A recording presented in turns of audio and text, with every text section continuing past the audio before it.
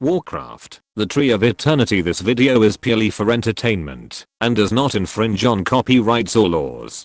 The rights to the novel and image belong to the original author. We do not claim ownership. Don't like waiting and want to listen to this fanfic in full now? Subscribe to our Patreon, where you'll find the best fanfics.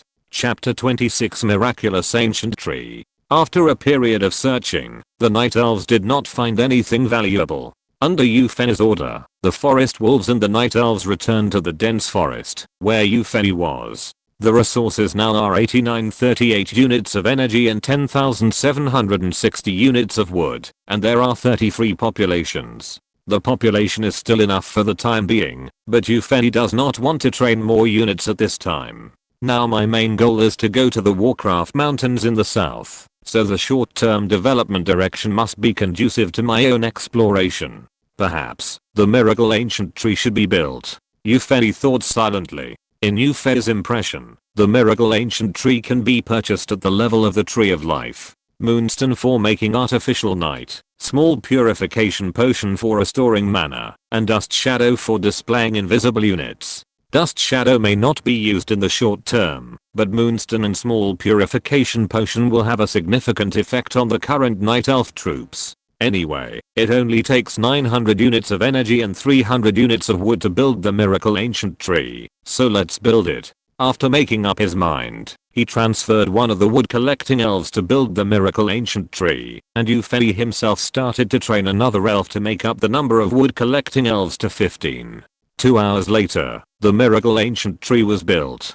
But the items in this miracle ancient tree were very different from what Euphena imagined. No.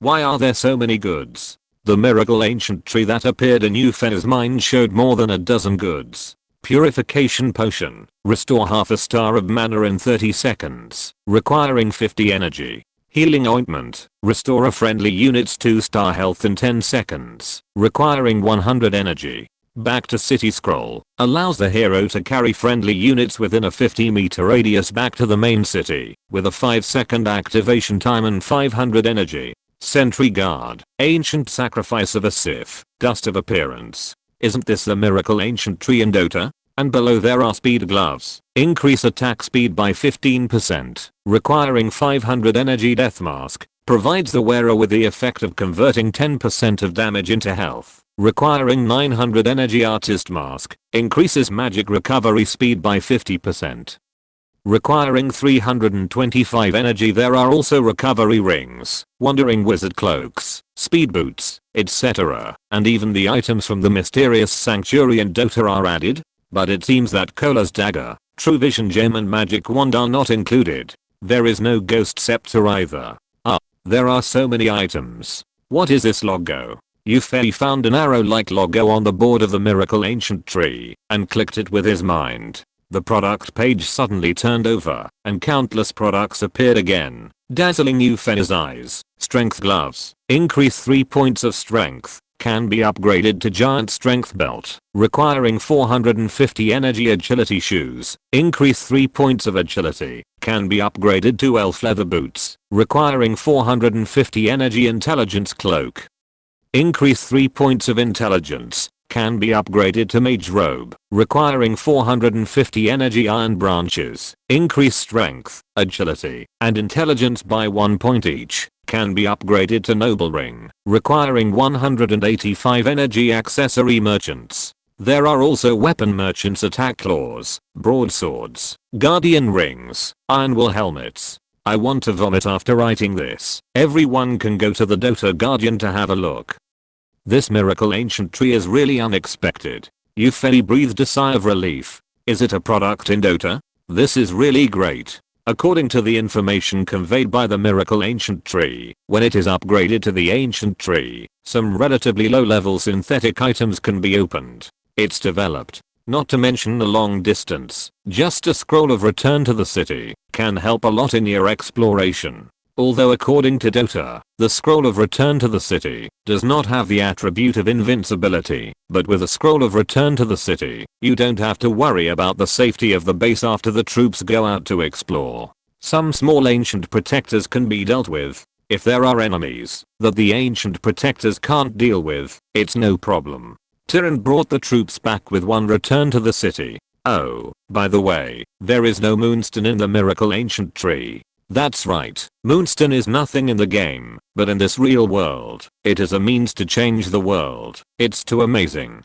But I hope it will appear later. If the moonstone is used to equip B, it is really incomparable disadvantage. In addition to the scroll of return to the city, other items are to enhance the combat power of the hero. But as in the game, Tyrant has only 6 equipment slots and can only equip 6 items. First, the scroll of return to the city takes up 1, and secondly, the healing ointment is a must. Yufei had a feeling that this exploration trip would not be smooth sailing. Bringing healing ointment could save the lives of several elite units. They were not like Tyrant who could be resurrected at the Elder Altar. Then, only 4 pieces of equipment could be selected for Tyrant. Let's first see what the upgrade of the strength gloves and agility shoes was. Yufei asked Tyrant to walk to the ancient tree of miracles, and then bought a pair of agility shoes. Then, a grid-shaped boots icon appeared in Tyrant's equipment column, and the agility value on the attribute panel also changed to 37 plus 3.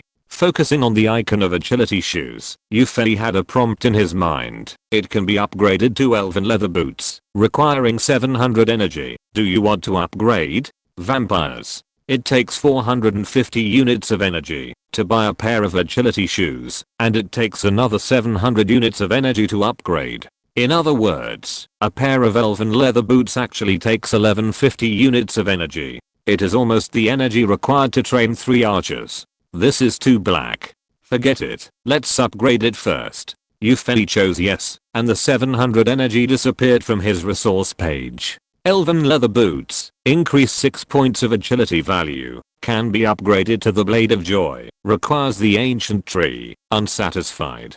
Tyrant's attribute page agility value has become 37 plus 6. It's better to buy 2 agility shoes. Also 6 points of agility. But the equipment bar is limited, so this is the only way. Yufei's resources are now 6888 units, a good number. And after 2 hours of collection by the elves, the wood has climbed to 11,340 units. Today is still 2 updates. The second update is around 6 PM. Although Hongchen didn't get the first place, Hongchen also notes that everyone has tried their best. Thank you all. Please click, collect, and recommend. Thanks to Flammer Hayes for 200 starting coins, ZWWCZ for 100 starting coins, and Schwilin for 100 starting coins. Hongchen Jokian's Handbook Friends Group 246,883,016. Warcraft Eternal Trevi Group 184,020,726 welcomes everyone to join. Recommend a friend's book. Chapter 27 Preparations before departure. 6888 units of energy and 11,340 units of wood. It seems like a lot, but in fact, it can't do much. I have to think about how to use these resources. Although there are still 30 idle populations, Yufei doesn't want to increase combat units for the time being. Because in his heart, he has a fantasy. If his exploration team finds several energy mines, as soon as it arrives at the Warcraft mountains, then these 30 idle populations will be used to train elves, and his energy collection speed will be wow ha ha ha ha. Regardless of whether this fantasy can be realized, Yufei is not going to expand his military strength anyway. Then, these resources will be used to buy equipment for Tyrant. Tyrant's 6 equipment slots. One is used to put the city return scroll, and the other is used to put the healing ointment. The healing ointment is the same as in the game, and 3 can be stacked in one equipment slot. Then, the remaining 4 equipment slots are used to put Tyrant's personal equipment. First, the newly upgraded elf leather boots take up 1 slot, so there are still 3. Originally, according to Yufei, the death mask was a must. Yufei liked the blood-sucking effect when he was playing Dota. Moreover, in the normal version, the introduction of the death mask, nothing is cooler than this, also made Yufei, a kid who liked it a little bit, feel good. But thinking about it, now is different from the game. The Night Elves have many combat units, and there are forest wolves in the front to fight monsters, so there is no need for Tyrant to attract firepower. Then Tyrant does not need the blood-sucking effect when the health value rarely drops. What is the use of the death mask? Since there is no problem of being hurt, the problem of damage should be considered. There are two aspects to improve output. One is to increase attack power, and the other is to increase attack speed. Acceleration gloves are a must, good quality and cheap without hesitation. Yufei spent 500 energy to equip Tyrant with acceleration gloves. By chance, Yufei found that Tyrant's attribute panel had changed. Tyrant's attack speed was originally faster, but after equipping the acceleration gloves, it became fast, which was improved to a higher level. But if you think about it carefully, agility also has the effect of increasing attack speed. After equipping the elf leather boots, Tyrant's agility attribute reached 43 points. With the 15% attack speed increase of the speed gloves, it is natural that the attack speed becomes fast. Then it is to increase the attack power. The effect of the speed gloves cannot be superimposed, so you can only look for other equipment. Yufei began to search on the second page of the Miracle Ancient Tree. HMM. Short stick increase 1 star of attack power, increase attack speed by 10%, and require 900 energy. Good stuff. Buy it. This kind of equipment that increases both attack and attack speed must be equipped to Tyrant. Then, there is only one equipment slot left. Forget it. Buy an artist mask. In the last battle, Yufei controlled Tyrant to use skills as little as possible, so that she had the mana to cast the Moon Goddess arrow when attacking the Ogre Lord Razzle at the end.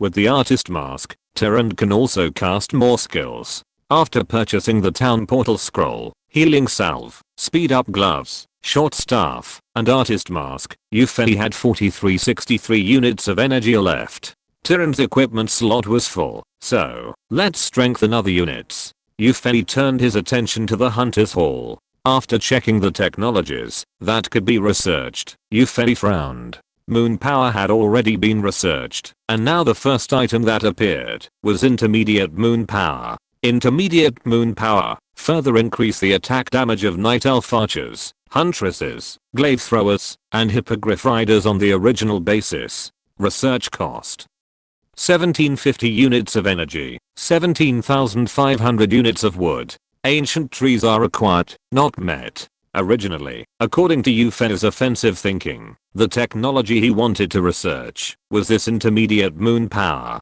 But now that there is a shortage of wood, and the conditions for obtaining the ancient trees have not been met, he can only choose other technologies. After looking through the other technologies, Yufei made a decision in his heart. Upgrade to moon armor increases the armor of Night Elf archers, huntresses, and hippogriff riders. Research cost 1500 units of energy, 7500 units of wood. Night Farsight allows Night Elves to see as far at night as during the day. Research cost 500 units of energy, 5000 units of wood. Moon armor can strengthen the defense of archers and huntresses. With the moon power that has been researched, the first level technology of archers and huntresses is complete. The Night Elves can see farther at night, which is a certain advantage. After researching Night Farsight, the vision at night is almost the same as that during the day. In this way, at night, archers can attack enemies within range without restraint, and the enemies cannot see them. Even if the enemy follows the direction of the arrow, archers can use the hide feature to enter the shadow meld state, making the enemy invisible. This tactic, although a little bit vulgar, will definitely be effective. However, the two technologies require 12,500 units of wood, and Yufei only has 11,340 units of wood, which is still a little short. But with a collection speed of 15 elves at 75 units of wood every 10 minutes, it only takes 150 minutes, or 2.5 hours, to collect enough wood. It takes 2 hours to research a technology. Start with the research of moon armor, and after it is completed, you can research night vision in half an hour. After thinking it through, Yufei issued an order to research moon armor. 2 hours later, the research of moon armor was completed. Yufei checked the attribute page of the archer and the huntress, and found that in the armor, the archer and the huntress both increased 1 star. The archer's armor changed from none to 1 star. Yufei didn't care about this, and he didn't need the archer to resist monsters. But the huntress's armor increased from 2 stars to 3 stars, which made Yufei very satisfied. The female hunter's health is relatively high to begin with. After the armor is strengthened, if the enemy's ranged units sneak attack the archers, the female hunter will be more confident. In blocking the muzzle of the gun, the female hunter burst into tears. After another half an hour, the wood resources climbed to 35 units, and Ufeli issued another order to study night farsightedness. As the research progress slowly moved towards the end of 2 hours, the sky gradually darkened. TODAY''S second update. Let's flood the world with collections, recommendations, and rewards. Thanks to, for the reward, the book group of Hang Chinjokians Hang 246,883,016 World of Warcraft Eternal Tree V Group 184,020,726 welcomes everyone to join. A friend's book. Everyone click to collect it. The data is a bit miserable. There is a through train below. If you're listening to this novel on a channel other than Fanfic World, it means they downloaded and uploaded it without effort. We cordially invite you to visit our channel, Mundo Fanfic Novelos. There you'll find the original version of this story and you can explore many other novels of various genres. We're waiting for you to immerse yourself in a world of incredible novels. Chapter 28, Heading South. Encountering the Gnolls. When the research on night vision was completed, the 3 round moons in the east also revealed half of their beautiful faces. Ufeli bathed in the moonlight again, comfortably absorbing the energy in the moonlight. At this time, Ufeli still had 2363 units of energy left, and the wood had barely reached 935 units in 2 hours of collection. When the moon is completely out, let Tyrant and the others set off. Ufeli thought silently in his heart. In this exploration plan, Ufeli did not leave any units for his night elf base. Forest wolves, archers, female hunters, and glaive throwers all joined the road to explore the south under the leadership of Tyrant. Originally, according to Ufeli's idea, the glaive thrower moved too slowly and would slow down the speed of the exploration troops. But after trying it, Ufeli found that reality was indeed different from the game. Ufeli tried to let Avril and Luna use some tools found in the camp to make a few things similar to drawstrings, put them on a few strong wild wolves, and tie the other end to the glaive thrower.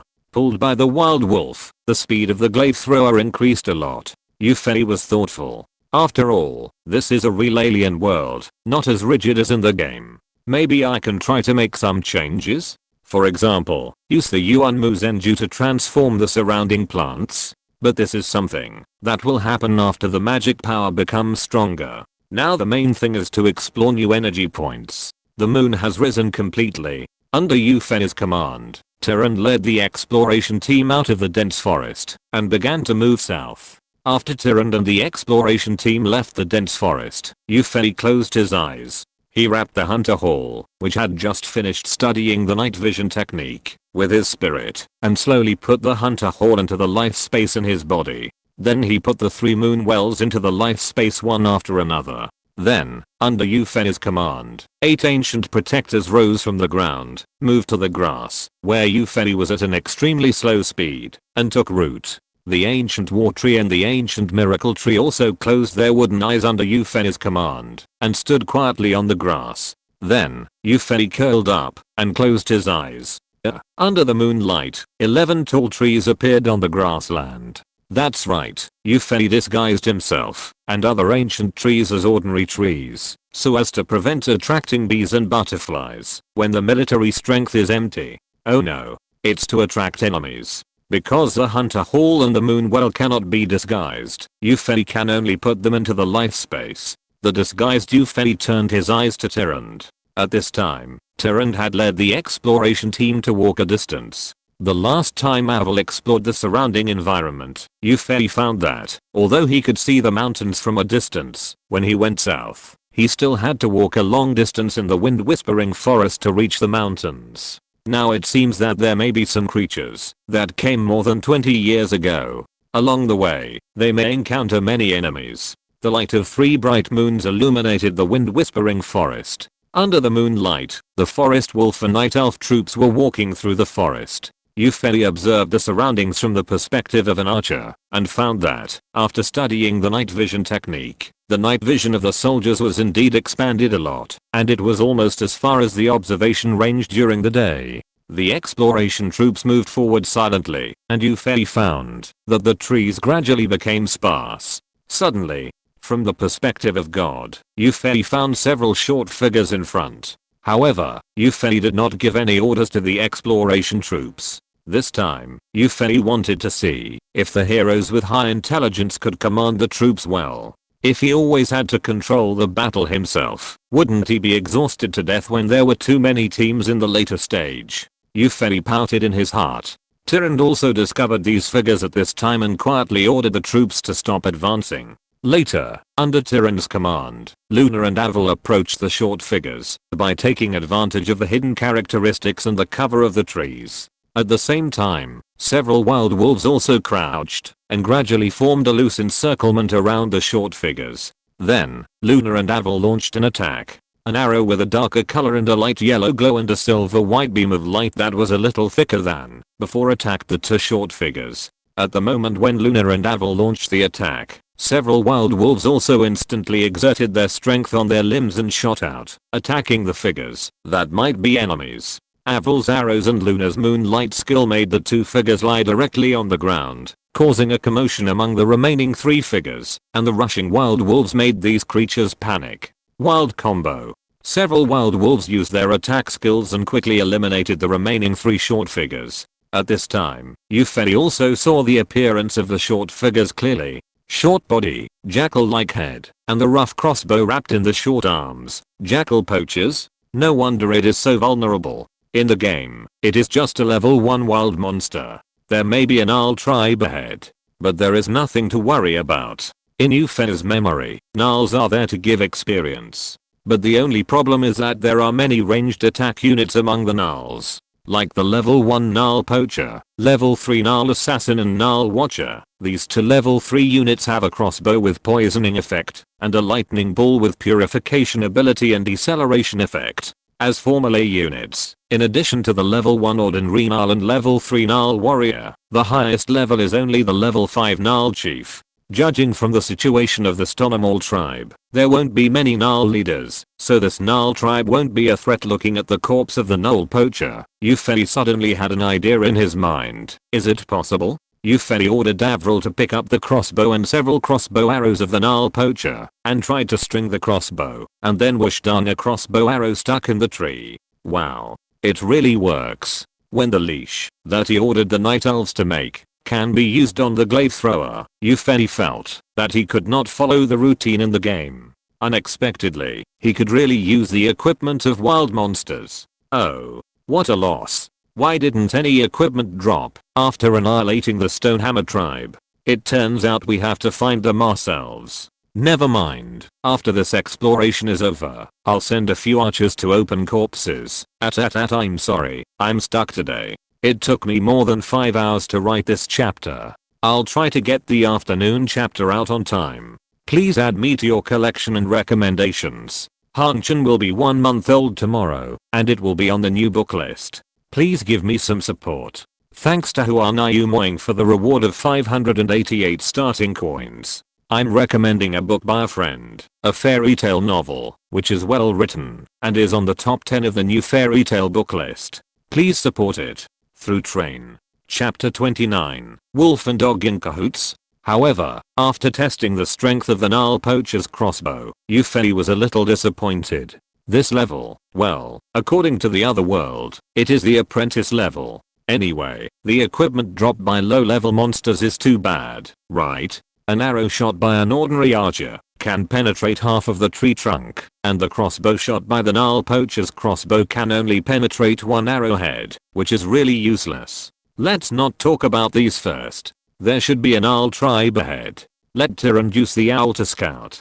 Just when Yufei was about to give an order, he found that Tyrande had released the owl and commanded it to fly forward. Sweat. I want to see the hero's autonomous ability this time. Why do I unconsciously give orders again? Anyway, the Gnarl tribe should not pose a big threat to the exploration team. I can just watch from a god's perspective. From the current situation, Yufei is quite satisfied with the so-called high-level wisdom. At least without Yufei's interference, Tyrande's previous command of the siege and the current active reconnaissance have demonstrated the ability to lead the army alone. In this way, when there are more troops in the future, there will be no need to operate multiple lines by yourself. Just leave it to the hero. Yufei turned his sight to the owl. The owl summoned by the second level reconnaissance already has the attribute of invisibility, so there is no need to worry about being discovered and killed by the enemy, and you can go deep into the depths of the wolf tribe to explore without scruples.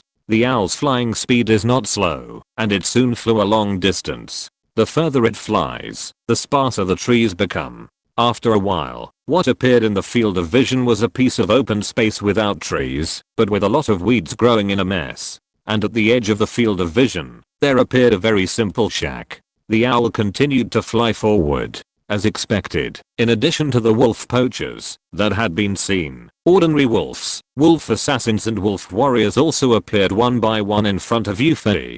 The owl. Going deep into the piles of shacks, Yufei deeply admired the architectural art of the jackals. Is there a house with one pillar, if that can be called a house? Is there a triangular roof? Have you seen the walls made of haystacks? The owl flew to the center of the shacks that could not be considered as buildings, and found a very magnificent and extremely tall shack. This grass and stone structure, corresponding to the civil structure, think about it yourself, should be the place where the leaders of the jackal tribe are located. I wonder how many jackal leaders there are. The owl relied on its invisibility ability, and found a gap in the 4 leaky walls of this shack without hesitation and flew in. Entering the big shack, Yufei observed the units that appeared in his field of vision. Well, those who were lying there sleeping soundly and looked very strong should be the jackal leaders. Not bad. After counting carefully, there are as many as 6. Although the level of the jackal chief and the ogre fighter is the same in the game, the jackal chief is a leader level wild monster after all, so the experience should be much more. The jackal chief occupies a relatively central position in the shack. In addition, there are more than a dozen jackals with purple black skin and a chain hammer in the corners of the big shack. From this look, isn't it the jackal watcher with a purification and deceleration effect that makes Yufei feel very disgusted? Speaking of which, when Yufei was playing Warcraft, he hated this jackal watcher. This guy rushed over with a white ball, and the buff on his body disappeared, and the speed became extremely slow. And the problem is that this disgusting white ball is not a skill, but a normal attack of the jackal watcher. If you are entangled by it, don't think about having any blessing status, and your speed will always be in a very low state. Yufei has been thinking that if jackal watchers can be hired in the mercenary camp of Warcraft, he will definitely hire 5 or 6. This soldier is simply the perfect candidate for kite flying. Oh no, what a strange choice. While running, you can slow down the enemy at the same time, so that the enemy can't catch up with you. If the enemy wants to run, he can't run away. If the enemy uses the acceleration skill, you can also purify it. This is simply a sticky candy that you can't get rid of once you get entangled. However, now the enemy has this soldier again. Yufei thought to himself that if these dozen Null watchers go into battle, you must concentrate firepower to kill them as soon as possible. Just as Yufei was unscrupulously observing the Nulls in the big shack through the owl, boom, a fireball suddenly hit the owl. Yufei only had time to use the god's perspective to look at the direction where the fireball came from. The center of the shack. The armor and health of the owl were very low. The owl was over after the next fireball hit. Is that a kobold fortune teller? It seems to be true. How did the kobolds mix with the Nulls? Thinking back carefully, it seems that when the owl flew over the huts, it saw not only Nulls. It seems that there were also some smaller kobolds. Could it be that the tribe in front was not just a tribe of Nulls?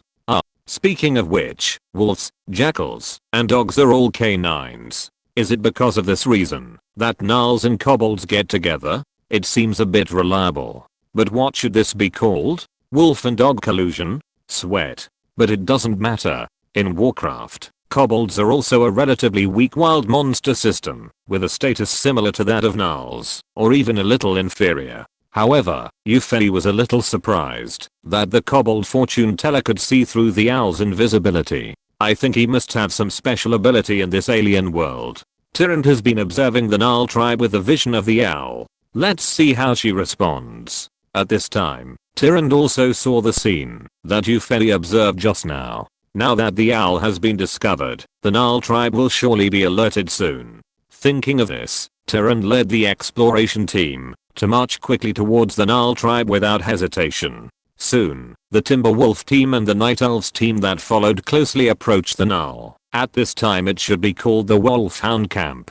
I can only say sorry. I'm late again and not in good shape, but I finally wrote it. Now I'm going back from the internet cafe to accept my mother's storm. Thank you for the reward of 100 Kidian coins for one word. Please collect and recommend. Hanchan will be 1 month old tomorrow, and the new book list will be down. Everyone, please give more support. Chapter 30, Night Raid on the Wolf Dog Tribe.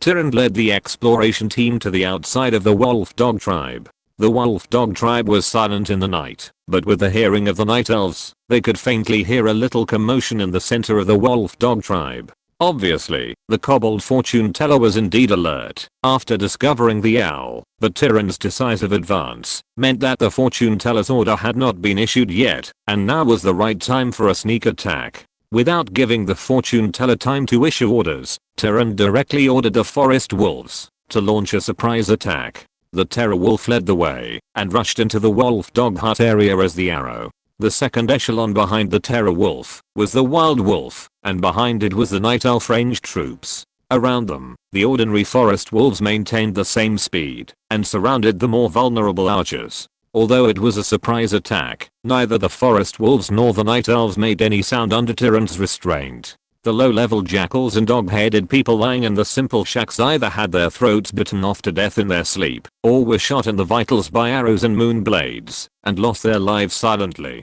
Everything went smoothly, but when the assault troops were about to rush to the big shack, an accident occurred. A jackal warrior walked out of the shack in a daze, apparently preparing to solve a physiological problem. And a wild wolf was about to jump over here. Bang, a dull collision sound was heard, and the wild wolf collided with the jackal warrior. The jackal warrior suddenly woke up, shaking his head. Why are there so many strange creatures in front of him?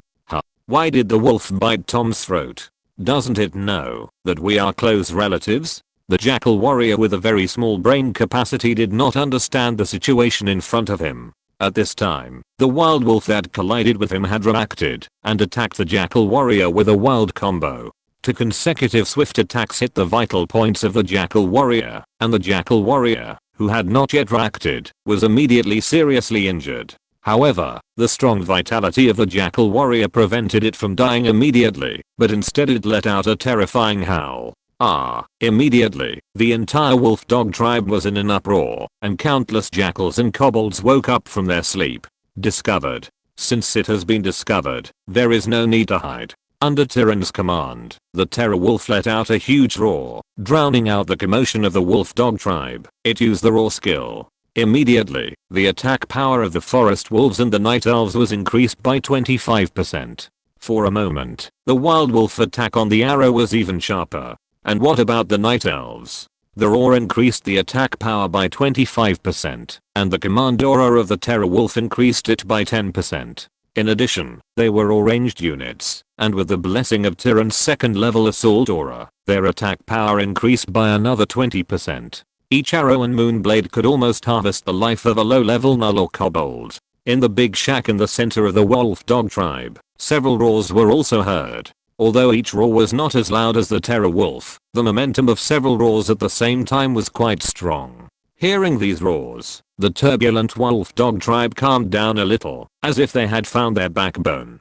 At the same time, the offensive of the assault force led by Tyrant was also curbed. They had approached the center of the wolf dog tribe. There were fewer low-level Gnarl poachers, ordinary Gnarls and kobolds, and more Gnarl warriors with stronger vitality, kobold tunnelers, and long-range attack Gnarl assassins. The Gnarls, awakened by the howling of the Gnarl warrior and the roar of the Gnarl leader, ran out of their huts. When they saw the advancing assault troops, they did not react like the Gnarl warrior did, but launched an attack without hesitation. It should be that the roar of the Gnarl leader contained some information, which made these Gnarls and dog-headed men directly identify the assault troops as enemies. Humph, Tyrant snorted coldly. Since the sneak attack and decapitation tactics have failed, there is nothing wrong with the strong attack. With the bonus of 2 halos and a roaring state, the output of the archers and huntresses has reached a very high level. Even the jackal leader can hardly withstand the concentrated firepower of the archers and huntresses. The jackal warriors and kobold tunnelers who emerged from the shacks one by one curbed the sudden attack of the wild wolf. Although the horror wolf had no jackals or kobolds to stop it, it did not dare to go deep alone, so it had to stop and kill the jackal warriors and kobold tunnelers. The jackal warriors and kobold tunnelers entangled the wild wolf and forest wolf, and the jackal assassins behind them began to fire their crossbows to their heart's content. Swoosh, a crossbow with a green arrow on the arrow shot at a wild wolf, and the wild wolf immediately had a poisoned state.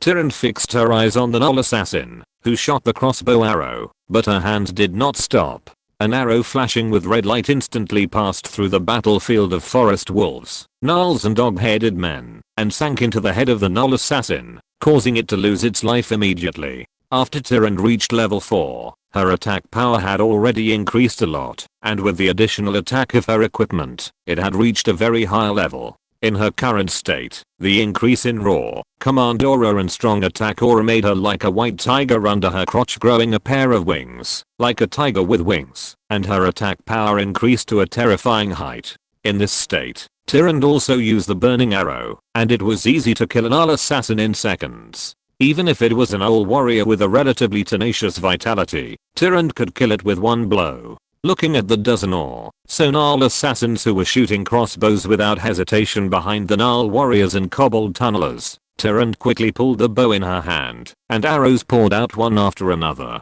With the bonus of 15% attack speed of the accelerated gloves and 10% attack speed of the short stick, the arrows could be said to be harvesting the lives of the gnoll assassins without interruption.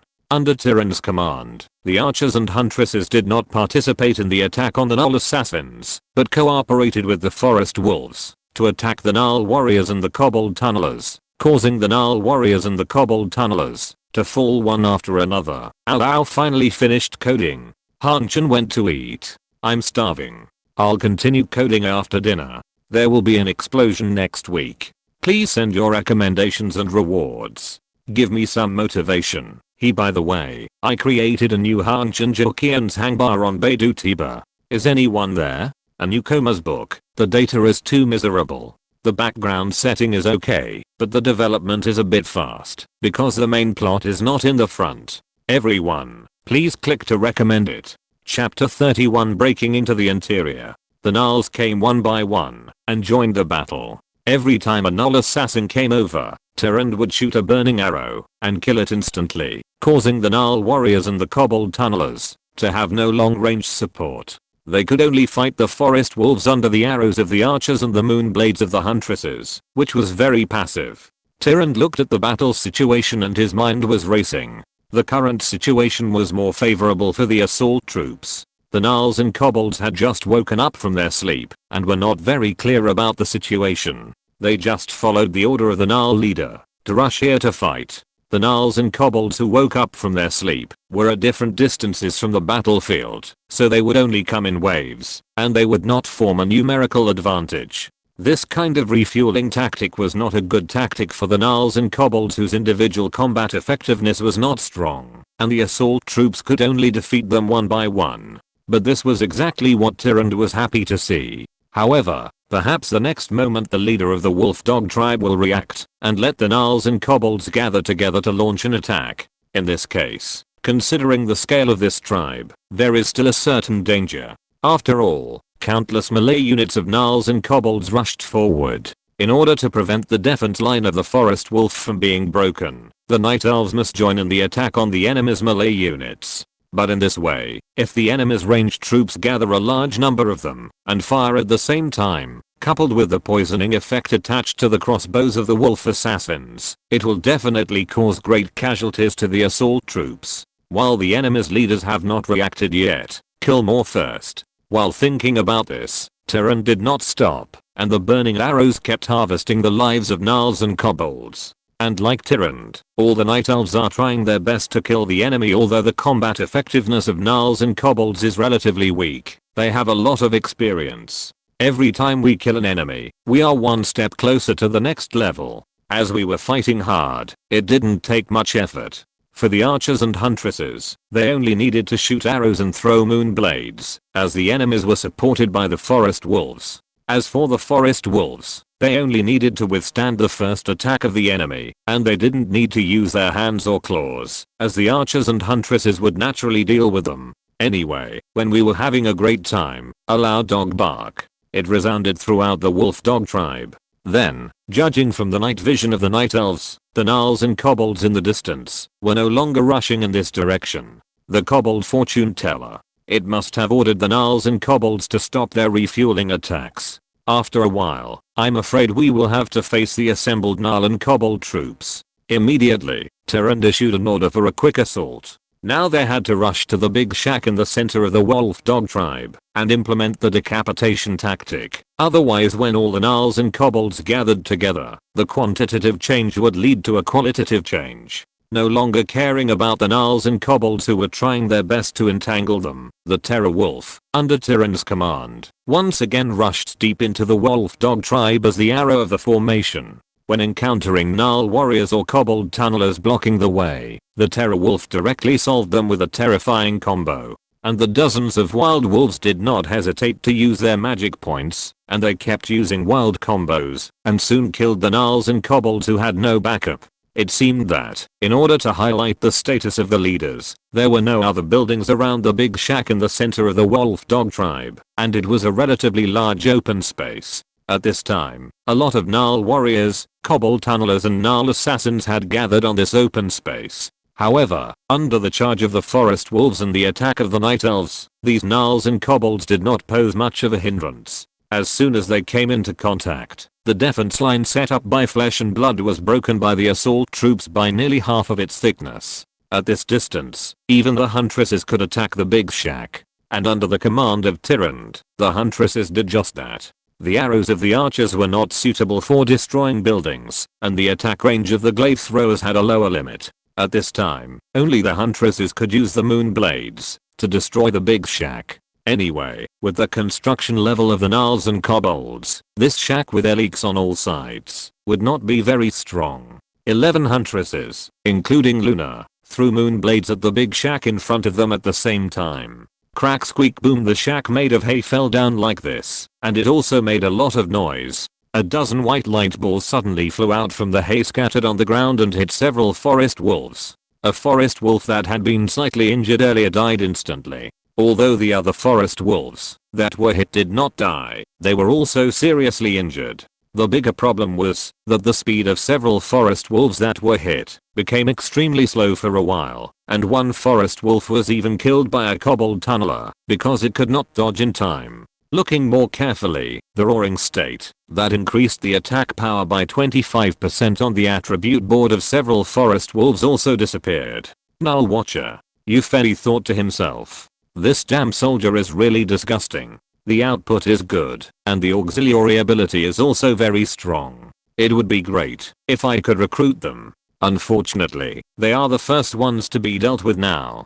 Tyrande also saw the threat of the Gnoll Watcher, so she responded quickly. There were a total of 12 Gnoll Watchers on the other side. Under Tyrande's allocation, 30 archers including Avril and 10 ordinary female hunters were divided into 10 groups, with 3 archers and 1 female hunter in each group, and they concentrated their firepower to attack the 10 Gnoll Watchers at the same time. Under the simultaneous attack of 4 Night Elves, none of the 10 Gnoll Watchers escaped death. As for the remaining 2 Gnoll Watchers, one was killed directly by Tyrande with 2 consecutive arrows, the other was stunned by Luna's moonlight skill, and a moonblade harvested its life. In this way, the threatening Gnoll Watcher team was completely resolved. Suddenly, Tyrande looked at the haystack formed after the big shack collapsed. In the haystack, 6 tall figures escorted a powerful dog-headed man and walked out slowly. Han Chen is late again. Gideon seems to have crashed just now. I can't find the chapter list. Han Chen has been removed from the new book list, but it is still ranked 5th on the member click list of the game category. Please collect and recommend more to comfort Han Chen's heart that was hurt by being removed from the list. Thanks to Ashazi for 300 Gideon coins and Ingji Izzy for 100 Gideon coins. The data of a newcomer's book is too miserable. The background setting is okay, but the development is a bit fast, because the main plot is not in the front. Please click to recommend it. Chapter 32. Is this a dog-headed man? The 6 jackal leaders that Euphony and Tyrant had observed through the owl, and the kobold fortune teller who had discovered and killed the owl, appeared in front of the forest wolf and the night elf. The real boss has appeared. Euphony observed the jackal leaders and the kobold fortune teller through Tyrant's vision with interest. He had killed many of these 2 wild monsters when playing Warcraft. After observation, Euphony found that the jackal leaders seemed to be no different from those in the game. It was just that in this alien world, because they were leader monsters, they were a little stronger, reaching the 6th level, which was the power level of the early Yunxio. The kobold fortune teller made Euphony a little confused. Let's not talk about anything else. At least in the game, the kobold fortune teller did not have the ability to see through invisibility. The kobold fortune teller in front of him was obviously stronger than the jackal leader, otherwise he would not be the supreme leader of this tribe, and his status was still above the jackal leader. While Euphony was thinking about this, many jackal warriors, dog-headed tunnelers and jackal assassins gathered around him at the call of the dog-headed fortune teller. Especially in the direction where the assault troops rushed in, the jackals and dog-headed men had blocked the way back for the assault troops. Facing this situation, Tyrant responded quickly. The front line of defense had been broken through by half, and became relatively weak. Breaking through this line of defense, you can face the leader of this tribe directly. Kill these 6 jackal leaders and the strange dog-headed fortune teller. The other jackals and dog-headed men will not pose any threat in the absence of a group of dragons.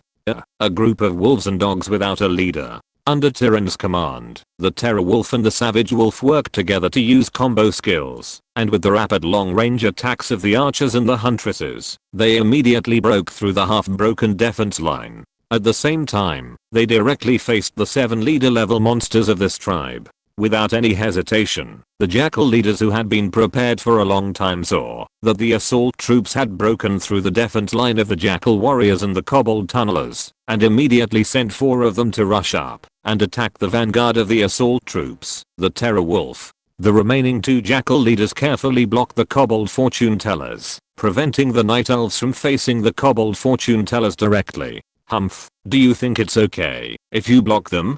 After the night elves' attacks are locked, it can almost be said that they are sure to hit. How many arrows and moonblades can 2 jackal leaders block? However, Tyrant did not order an attack on the kobold fortune tellers first, but concentrated her firepower on the 4 jackal leaders who rushed up. The other intermediate jackals and kobolds around have already surrounded them. If they are entangled by these 4 jackal leaders, the large number of jackal assassins outside will still cause considerable trouble. However, when the archers and huntresses under Tyrant's command were about to shoot arrows and throw out moonblades, the kobold fortune teller hiding behind the 2 jackal leaders took action. The kobold fortune teller waved a seemingly simple wooden staff in his hand, and a golden light shone on the body of a jackal leader who was fighting a terror wolf, and it condensed, and did not disperse. When the claws and teeth of the terror wolf bit the body of the jackal leader again, it suddenly felt much harder. And when the chain hammer of the jackal leader hit the terror wolf, it seemed to hurt a little more than before.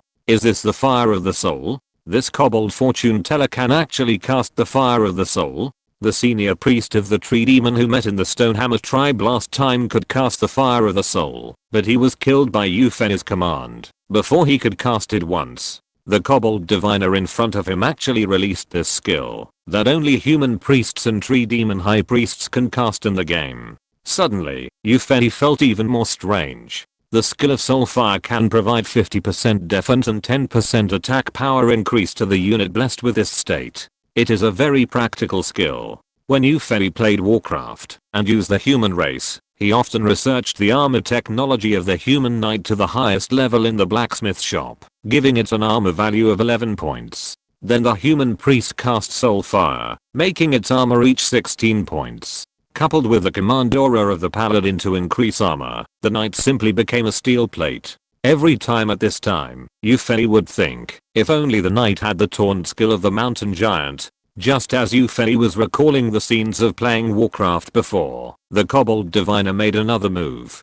It raised the wooden staff again, and pointed it at another jackal leader attacking the horror wolf. The jackal leader immediately let out a roar, his body swelled up, and red light flashed on his arms holding the chain hammer. What? Isn't this a skill that Ufeli is already familiar with, whether in the game or in this alien world? Bloodthirst? This kobold fortune teller is amazing. In addition to the fire of the soul, even the bloodthirst of the ogre wizard can. Then, before Tyrant could react, the kobold fortune teller cast another fire of the soul on another jackal leader. Tyrant finally came to his senses and responded. At Tyrant's command, 20 archers simultaneously shot arrows at the jackal leader, who was blessed with bloodthirst. The other ordinary ranged troops attacked the only jackal leader that had not yet been blessed. Bloodthirst does not have the same effect of improving defense as the fire of the soul, but it greatly increases the attack speed and slightly increases the movement speed. So there were no unexpected deaths under the 20 arrows. At the same time, the jackal leader who was not blessed also died under the arrows and moon blades. Tyrant, Avril and Luna released their own attack skills on the bunkered kobold fortune teller. Instantly, an arrow with a pale yellow light and a fiery red burning arrow flew towards the kobold fortune teller at a very fast speed. And a silver white light column also fell from the sky and attacked the kobold fortune teller. Seeing that the light column had reached the head of the kobold fortune teller and the two arrows were about to shoot into its chest, a faint light flashed where the kobold fortune teller was and then disappeared. No, it didn't disappear. The kobold fortune teller appeared in the crowd of jackals dozens of meters away. Is this a flash? Ufeli groaned in his heart. Oh my god, can you please stop playing tricks on me? Is this really the kind of kobold fortune teller that can be easily abused in the game? I don't know what happened to the chapter yesterday afternoon. It has been under review. I can't open the author management page. I apologize for the inconvenience. Is there anyone who can give me a reward? I'm so sad. I have created a new Hanchanjokian's hangbar on Beidou Tiba. Is there anyone who goes there? Chapter 33, Capturing the Kobold Seer. Ufeli was completely speechless about this unparalleled kobold fortune teller. In a fire, bloodlust, flash. Is this a hero in kobold skin? And it seems that this kobold fortune teller has more abilities than this. The kobold fortune teller who hid in the jackal group waved his staff again, but he added bloodlust to the two jackal leaders who were still entangled with the terror wolf. At the same time, the two jackal leaders who were blessed by inner fire and bloodlust were like taking aphrodisiacs. They swung their chain hammers with great force and speed, hitting the terror wolf. Tyrant frowned. The defense of the jackal leader was not low to begin with, and after the defense was increased by 50%, it seemed even more rough and thick. This was the only way to arrange it. Tyrant ordered all the archers, except Avril, to attack a jackal leader, while she, Avril, Luna and 10 female hunters attacked another jackal leader at the same time. Seeing the surrounding wild wolves and ordinary forest wolves struggling to resist more and more jackals and kobolds, Tyrant felt more urgent. Sure, the sound of neat arrows flying. 29 archers shot arrows at the same time, and the arcs drawn by the 29 arrows were all focused on the jackal leader. When the jackal leader was about to become the hedgehog leader, Ufeli, who was far away in the Night Elf base, felt his eyebrows jump, as if something unexpected was going to happen again. Ufeli moved his sight away from the jackal leader, who was about to become a hedgehog, and looked at the kobold fortune teller. Sure enough, it waved the wooden stick in its hand again. The terror wolf had just extended his claws and thought that it would be the same as the previous strikes, as if it had grabbed onto a stone. Unexpectedly, there was no force on the claws. This situation of missing the target almost caused the terror wolf to slip. At the same time, 29 arrows also reached the position of the jackal leader. However, the jackal leader did not turn into a hedgehog as expected. All the arrows passed through the jackal leader, who had become illusory like an image, without causing any harm to it. The body of the other jackal leader, that was entangled with the terror wolf, also became illusory after the kobold fortune teller waved his wooden staff. The moon blade of the huntress also passed through the body of this jackal leader. However, Avril's concussive shot, Luna's moonlight, and Tyrant's scorching arrow achieved unexpected results. Under the attack of shockshot, moonlight and burning arrow, the jackal leader's illusory body seemed unable to dodge these three attacks. On the contrary, the damage of the three skills seemed to be much higher than usual. The jackal leader was directly killed by these three skills. This Ordinary attacks don't work, and skill attacks increase damage. This is the nothingness of the blood mage. Whoever tells me that this guy is not a hero, I will be angry with him. This dog-headed fortune teller has used 4 skills, and Yufei suspected that it also used a skill when it found the invisible owl. If this dog-headed fortune teller is killed, it would be a bit of a loss. It would be great if it could be subdued. However, the current situation does not allow Yufei to think too much. After observing Tyrant's command ability in this battle, Yufei is quite satisfied.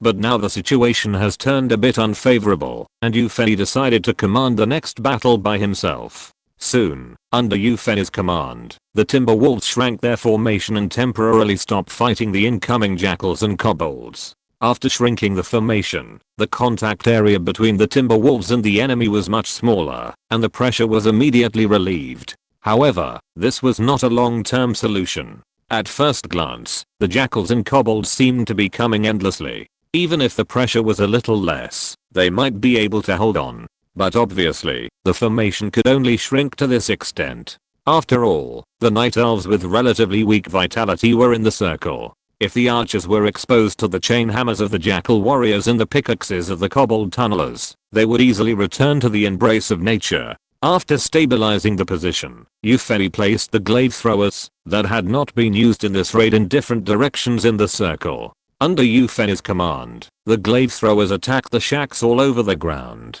The broadsword blade cut through these crudely made shacks, like a sickle cutting wheat. The shacks fell down one after another, causing great chaos in the entire wolf dog tribe. While commanding the glaive throwers to create chaos, Yufei used his powerful long-range attack ability to let the Night Elves kill the 2 jackal leaders who had been standing there stupidly after the kobold fortune teller flashed away. The kobold fortune teller's nothingness skill seemed to be still on cooldown, which prevented it from saving the lives of the 2 jackal leaders.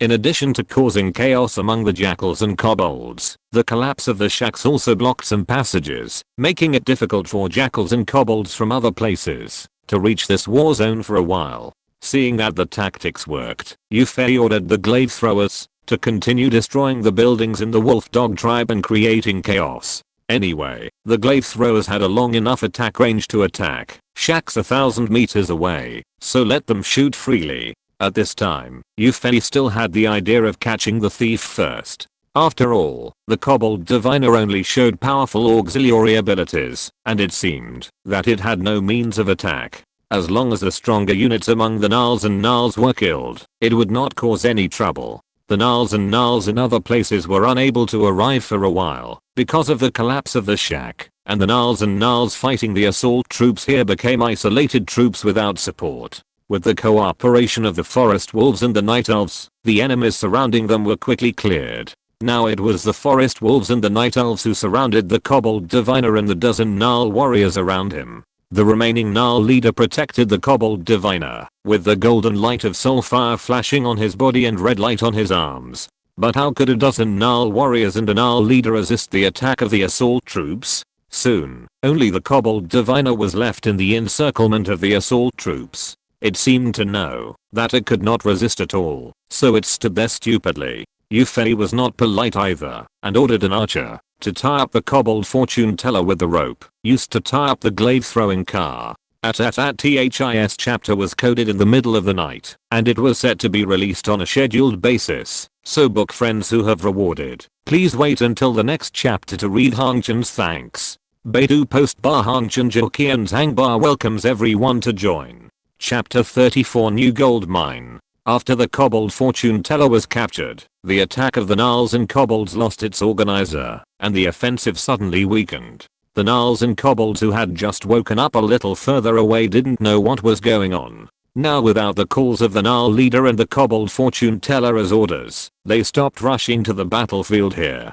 Coupled with the chaos caused by the destruction of the shack by the glaive throwers, the enemies faced by the forest wolves and night elves were getting fewer and fewer. Soon, the gnarls and kobolds in this area were almost slaughtered, and the enemies in other places did not come, and the core area of this wolf dog tribe could even be said to have been occupied by the assault troops. It's time to rest for a while. Yufei also breathed a sigh of relief in his heart. At least, the forest wolves have been fighting for so long, they need to rest. Yufei couldn't figure it out. The night elf troops he trained didn't seem to have the state of fatigue, at least the ordinary troops were like this. Yufei discovered in the last battle with the Stonomol tribe that when he gave the order to attack the dozens of ordinary archers and huntresses, as long as they were not out of the attack range, all the night elves attacked at the same second. Even if he compared the archers and the huntresses, Yufei found that they even had the same posture when drawing the bow or throwing. This made Yufei a little unhappy. Such night elves seemed to be produced from an assembly line, and their movements, expressions, and thoughts were all the same. However, after Yufei observed the 3 archers who were upgraded to the elite level, he felt a little better. Although the wisdom of the 3 elite archers was much worse than that of Avril, they could already initially reflect the agility of the night elves, and were not as rigid as the ordinary night elf units. However, another situation he discovered made Yufei feel the power of the gold finger again. That is, Yufei discovered that no matter the arrows of the archers or the moon blades of the huntresses, although it seems that there are only a few in the quiver or a few on the waist, the arrows shot out and the moon blades thrown out will be automatically recovered, so that the arrows and moon blades are endless, and there is no need to worry about the problem of insufficient. In the previous battles, Yufei discovered this situation from the battlefield after the battle. In the battle, the archers and huntresses shot countless arrows and moon blades, but when cleaning up the battlefield after the battle, they did not pick up or find a single arrow or moon blade. The enemy only had wounds that penetrated or cut, and nothing else was left. Infinite ammunition, automatic tracking, is it really so amazing? Yufei felt a little embarrassed. What should I do with future enemies? During the break, Yufei was originally going to interrogate the captured kobold fortune teller through Tyrant, but considering that there would not be much rest time, Yufei was going to wait until the matter here was settled before communicating with the kobold fortune teller. After resting for less than 10 minutes, the forest wolves and night elves stood up under Yufei's command and joined the battle again. This time, they encountered so many enemies that could be said to be experience packs. If they didn't kill them well and accumulate more experience for the soldiers and heroes, wouldn't it be a shame for the encounter arranged by the author? Tyrant summoned the owl again and let it hover over the chaotic wolf dogman tribe to provide guidance for the assault troops. Through the owl's vision, Yufei searched for relatively concentrated groups of jackals and kobolds so that the assault troops could focus on fishing. A group of jackal warriors gathered together entered the owl's sight. 2 hours later, the 3 bright moons of the Slays continent were about to rise to the center of the sky. The night was almost half over. In the past 2 hours, the forest wolves and night elves slaughtered countless jackals and kobolds. This was the result of trying to pick mid-level units, that is, enemies of the same level as jackal warriors and jackal assassins. After 2 hours of non-stop killing, many ordinary night elves were upgraded to elite level. First, the remaining 7 of the first 10 archers trained also caught up with the 3 elite archers who were 1 step ahead of them and reached the elite level. Among these 7 newly promoted elite archers, 5 of them have the skill of splitting arrows, and the other 2 have the skill of powerful shooting. In this way, there are 7 archers with the skill of splitting arrows. If they use the skill, they can shoot a total of 21 arrows. If all archers reach the elite level and have the skill of splitting arrows, it will be a real rain of arrows. However, it will not be all splitting arrows. There are also a few elite archers who have learned the skill of powerful shooting. You can think of it this way. Archers with the skill of splitting arrows are like soldiers holding submachine guns in modern warfare, responsible for large-scale firepower output, while archers with powerful shooting skills are like snipers, used to kill some enemies. Although the other archers and huntresses did not advance, they were not far from the elite level. After the fight in the middle of the night, Tyrant's level 4 experience also increased by about 60%. While looking for the target to kill, Yufei found something that excited him through the owl. In a shack that had been destroyed by the glaive thrower, Yufei found a large piece of gold. Although the purity was not particularly high, Yufei soon found more gold around this shack, or gold ore. After the excited Yufei used Tyrant's mental power to explore this area, he was delighted to find that there was a smaller gold vein under this tribe.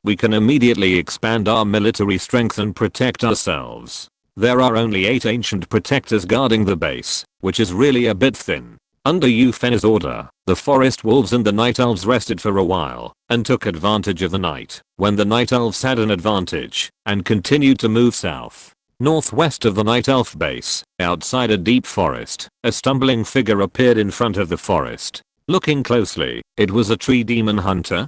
Didn't Eufen kill all the tree demons? This tree demon hunter stumbled into the forest, and it can be seen that it seemed to be seriously injured.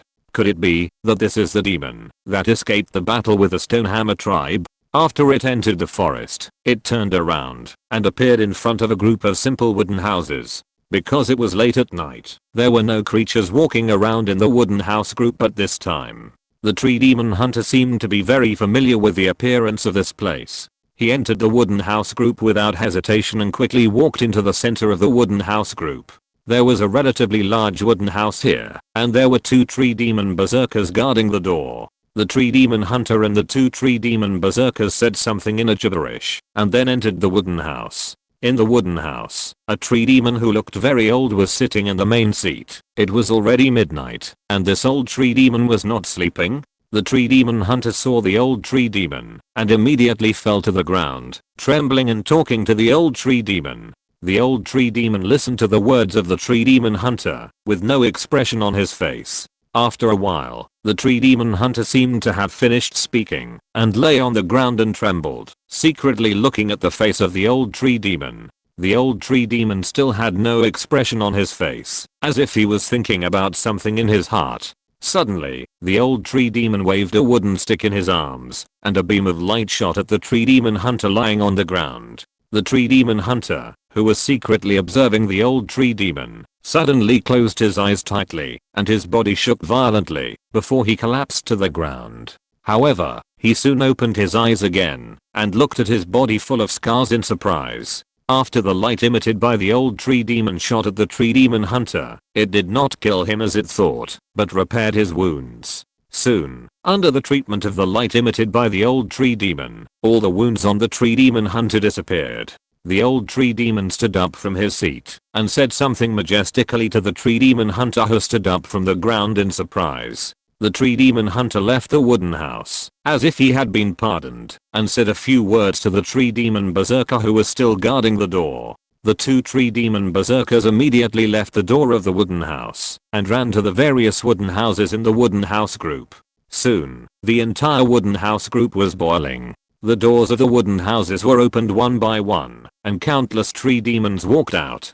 Hundreds of tree demons, including tree demon hunters, tree demon berserkers, tree demon shadow priests, and tree demon senior priests, gathered around the big wooden house, as if waiting for something. Squeak! The door of the big wooden house opened, and the old tree demon appeared in front of the tree demons. It leaned on the wooden stick, paced with a solemn face, and walked to the middle of the tree demons. All the tree demons looked at it, as if hoping that the old tree demon would tell everyone why they were gathered so late. Allow, thank you for the reward of 588 starting coins from Ashazi. You might become the first deacon. The collection has increased very little. Please collect and recommend.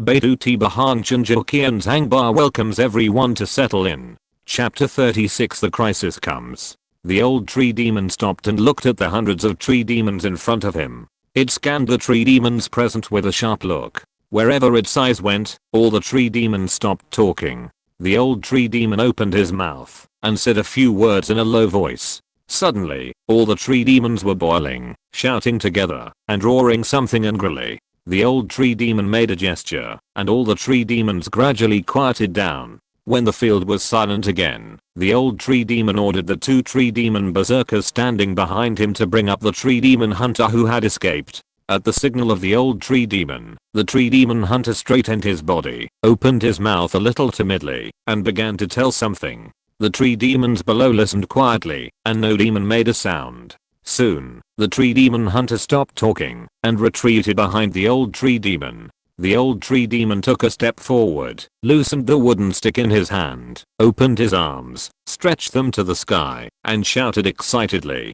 The tree demons below were stunned for a moment, but soon they also shouted, and the huge sound suddenly resounded throughout the forest. The bright moon in the sky seemed to be startled by the sound and shyly hid behind the clouds. After a while, the old tree demon made a gesture, and all the tree demons stopped shouting, quieted down again, and listened quietly to the old tree demon's words. The old tree demon spoke for a long time this time, and none of the tree demons below seemed impatient. After the old tree demon finished the last sentence, he paused slightly, then issued a high-pitched and short command, and retreated into the big wooden house behind him. All the tree demons separated apart, and under the leadership of 8 larger tree demon leaders, they lined up and walked out of the forest. Among the separated tree demons, there were about 150 tree demon hunters, more than 50 tree demon berserkers protected, more than 20 tree demon shadow priests, and more than 10 tree demon senior priests followed closely behind. The huge tree demon team walked out of the forest and quickly moved towards the east. The moon showed half of its face from the dark clouds, as if secretly observing the team marching in the middle of the night. At this time, Euphony was still observing the exploration army led by Tyrande, not knowing that a tree demon that escaped the net brought him a huge crisis. After a short rest in the Wolfhound Point Man tribe, Tyrande and her forest wolf and night elf team set out again, and walked a distance to the south. According to the information obtained from the kobold fortune teller, there seems to be a strong descending wild monster in the south of the Wolfhound Point Man tribe, but it is not clear about the specific situation. This information is just inferred by it, based on the fact that every time it sent jackals and kobolds to hunt in the south, they never came back.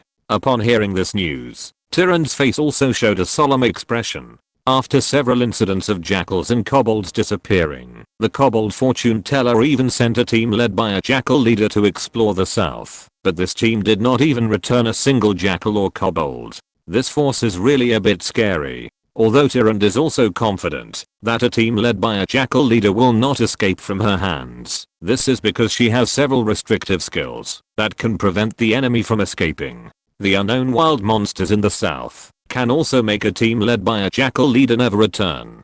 At least they have the same strength as the exploration team, or even exceed the strength of the exploration team. And Euphony wants more. What he is puzzled about is that the Wolf Dog Point Man tribe has disappeared several times, and the dog-headed fortune teller sent a team led by the jackal leader to explore. This is enough to let the possible wild monster groups in the south know that there is a force here. So, why did this possible wild monster group not come to the Wolf Dog Point Man tribe to teach them a lesson after several rounds of provocation by the dog-headed fortune teller?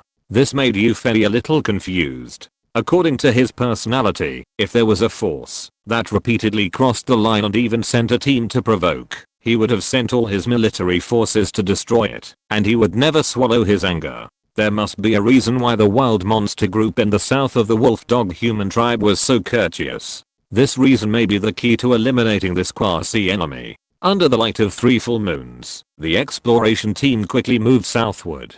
Because it was already night, there would be no small animals suddenly running out, and it was a bit boring to keep observing the exploration team. Euphony simply withdrew his observation and immersed himself in the comfortable feeling of absorbing the moonlight energy. The camera turned, and at this time, the tree demon army had arrived at the camp of the Stonehammer tribe under the guidance of the tree demon hunter who escaped. Looking at the corpses of the tree demons in front of the camp wall and at the back of the camp, all the tree demons became angry and roared excitedly. After a while, a tree demon leader sniffed a forest wolf corpse a few times, then shouted to the tree demon army, and then walked towards the south with twitching nose wings. Hearing the shout of the tree demon leader, all the tree demons stopped roaring, lined up again, followed the tree demon leader, and walked towards the south. Euphony opened his eyes a little anxiously. I don't know what happened. Tonight, Euphony couldn't get into the state of practicing Yuan Muzenju. There was always a panic in my heart, as if something bad was going to happen to me. Could it be that something bad was really going to happen to me? Although Yuan Muzenju has not been practiced to the home, it has achieved initial results. In addition, my body is now the tree of life. Maybe I can really predict some events that threaten me in advance. Should I let Tyrande teleport back with the scroll to the city? Euphony thought about it carefully and rejected this idea. It is not yet confirmed whether there is a real crisis. If Tyrant teleports back and nothing happens, wouldn't this march in the middle of the night be wasted? I have to do it again tomorrow. Besides, it only takes a few seconds to teleport the scroll back to the city. It won't be too late to let Tyrant teleport after the source and size of the crisis are discovered. At this time, Yufei simply did not try to enter the state of cultivation, but instead used a god's perspective to observe his field of vision to see if there was really any unknown crisis coming. At this time, the tree demon leader followed the scent of the forest wolf and had led the tree demon army to approach the dense forest where Yufei was. **I**. So sad that there are no rewards. Starting tomorrow, Hangchen will publish 3 chapters a day for a week. Please give me some motivation. Please collect, recommend, and support. I look forward to the appearance of the first deacon. Baidu Tiba Hangchen Jokian Zangbar welcomes everyone to join. Chapter 37, City Portal Scroll. Yufei, who was observing the surroundings carefully, suddenly found something unusual at the edge of his field of vision. Several green figures suddenly appeared in the north of his field of vision. Looking carefully, isn't this a tree demon? What?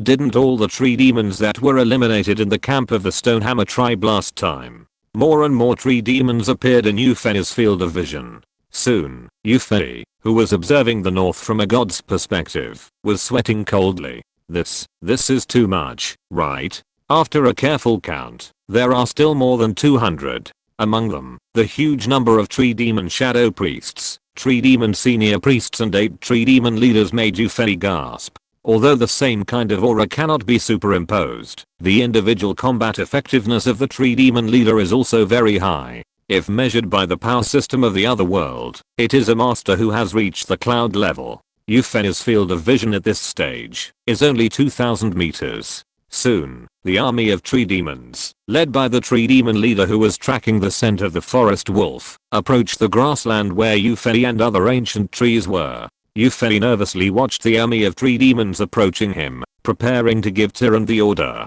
to activate the scroll of returning to the city. Suddenly, he felt that the ancient protectors around him wanted to make a move. Yufei sensed that the first few tree demons in the army of tree demons had entered the attack range of the ancient protectors, who were gathering the earth element and preparing to launch an attack. Yufei quickly ordered the ancient protectors to stop attacking and cancelled the automatic attack command of the ancient protectors. This delay brought the army of tree demons closer to Yufei. Yufei silently recited a few meditation spells from Yuan Mu Zenju, closed his eyes, and began to give orders to Tyrant in the distance.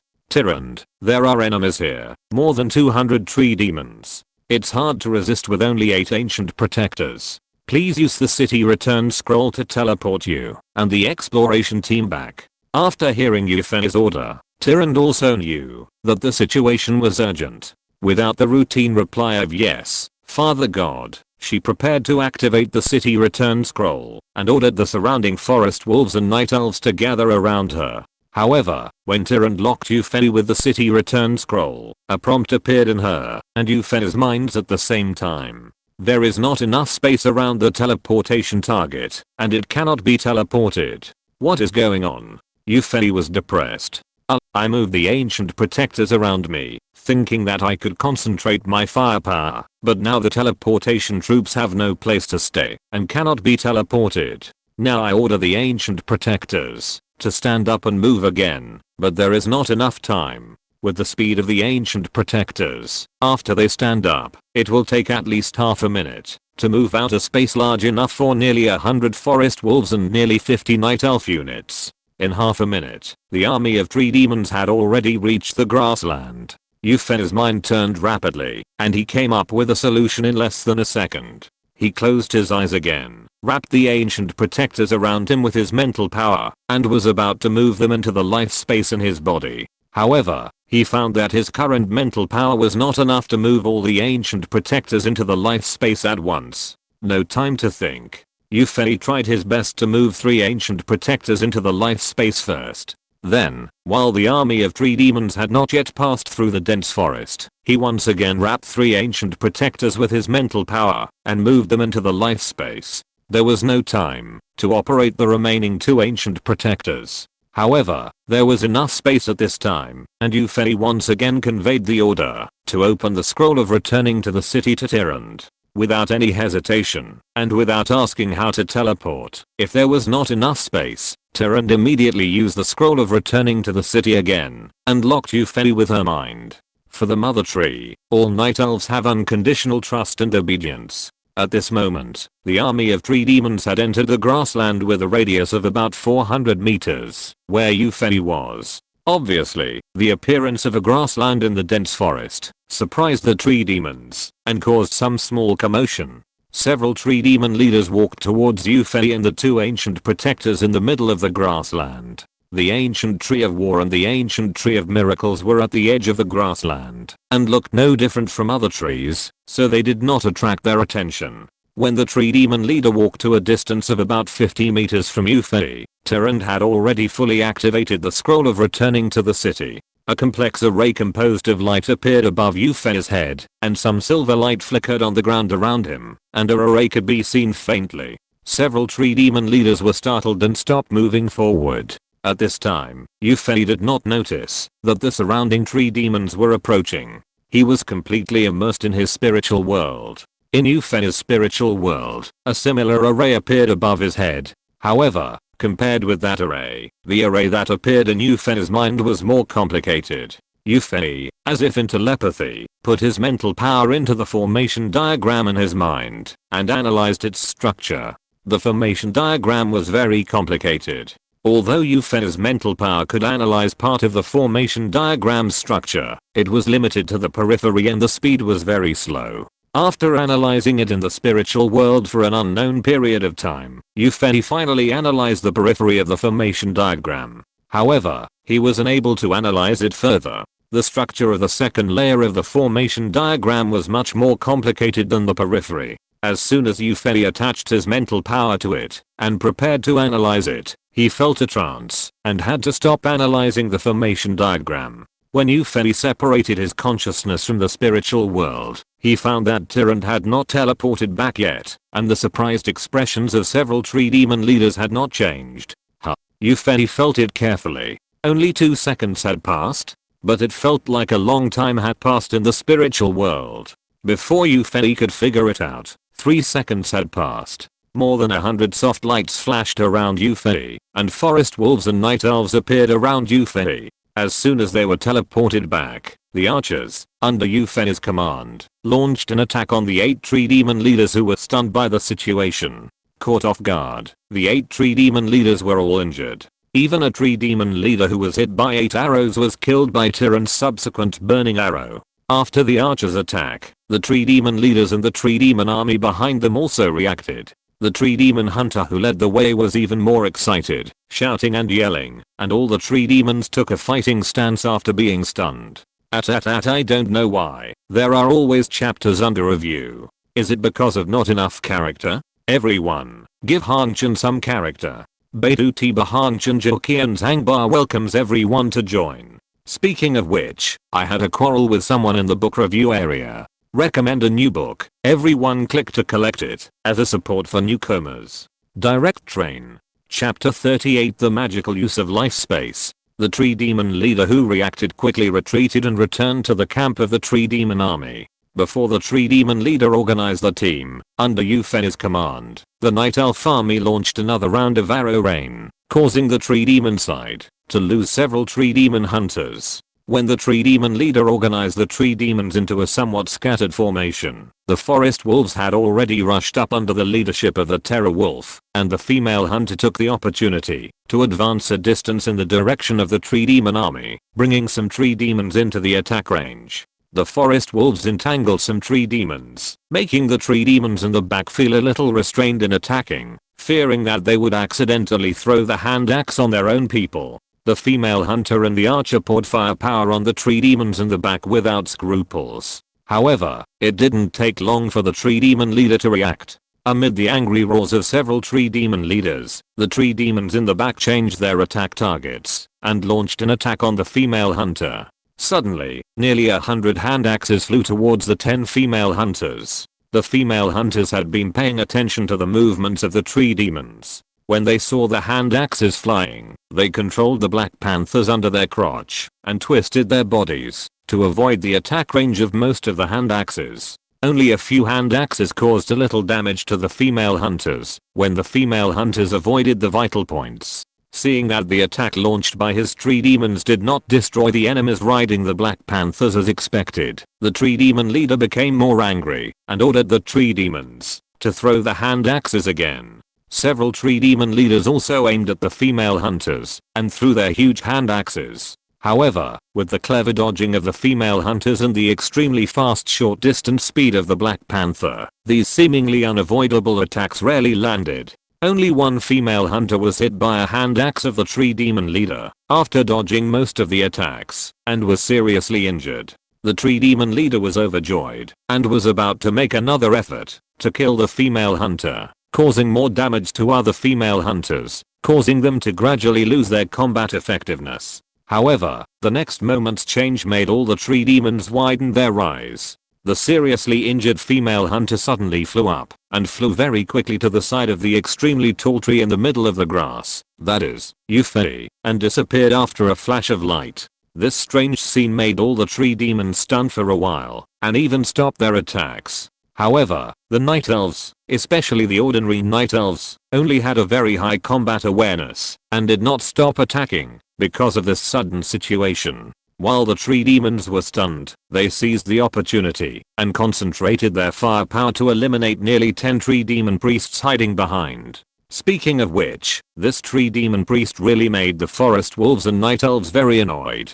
When the forest wolves and the night elves had just severely injured a tree demon and were about to attack it again, the tree demons next to them would rush forward to block the forest wolves. The severely injured tree demon took the opportunity to retreat 2 steps, and several healing spells fell on it, which immediately healed its injuries. Because the forest wolves had their backs to the female hunter, most of them did not see the female hunter flying up and were not affected and stopped attacking. A few forest wolves that saw it, because of the angle, were also slightly stunned at Yuffie's command before they threw themselves into the attack again. While the tree demon hunters and tree demon berserkers in front were still stunned, the forest wolves divided into more than 20 groups and attacked at the same time, killing more than 20 tree demons. At this time, the female hunter who flew up, as everyone guessed, was wrapped by Yuffie's mental power and moved into the life space in his body. After the female hunter appeared in the life space, she did not show any surprise or any other expression.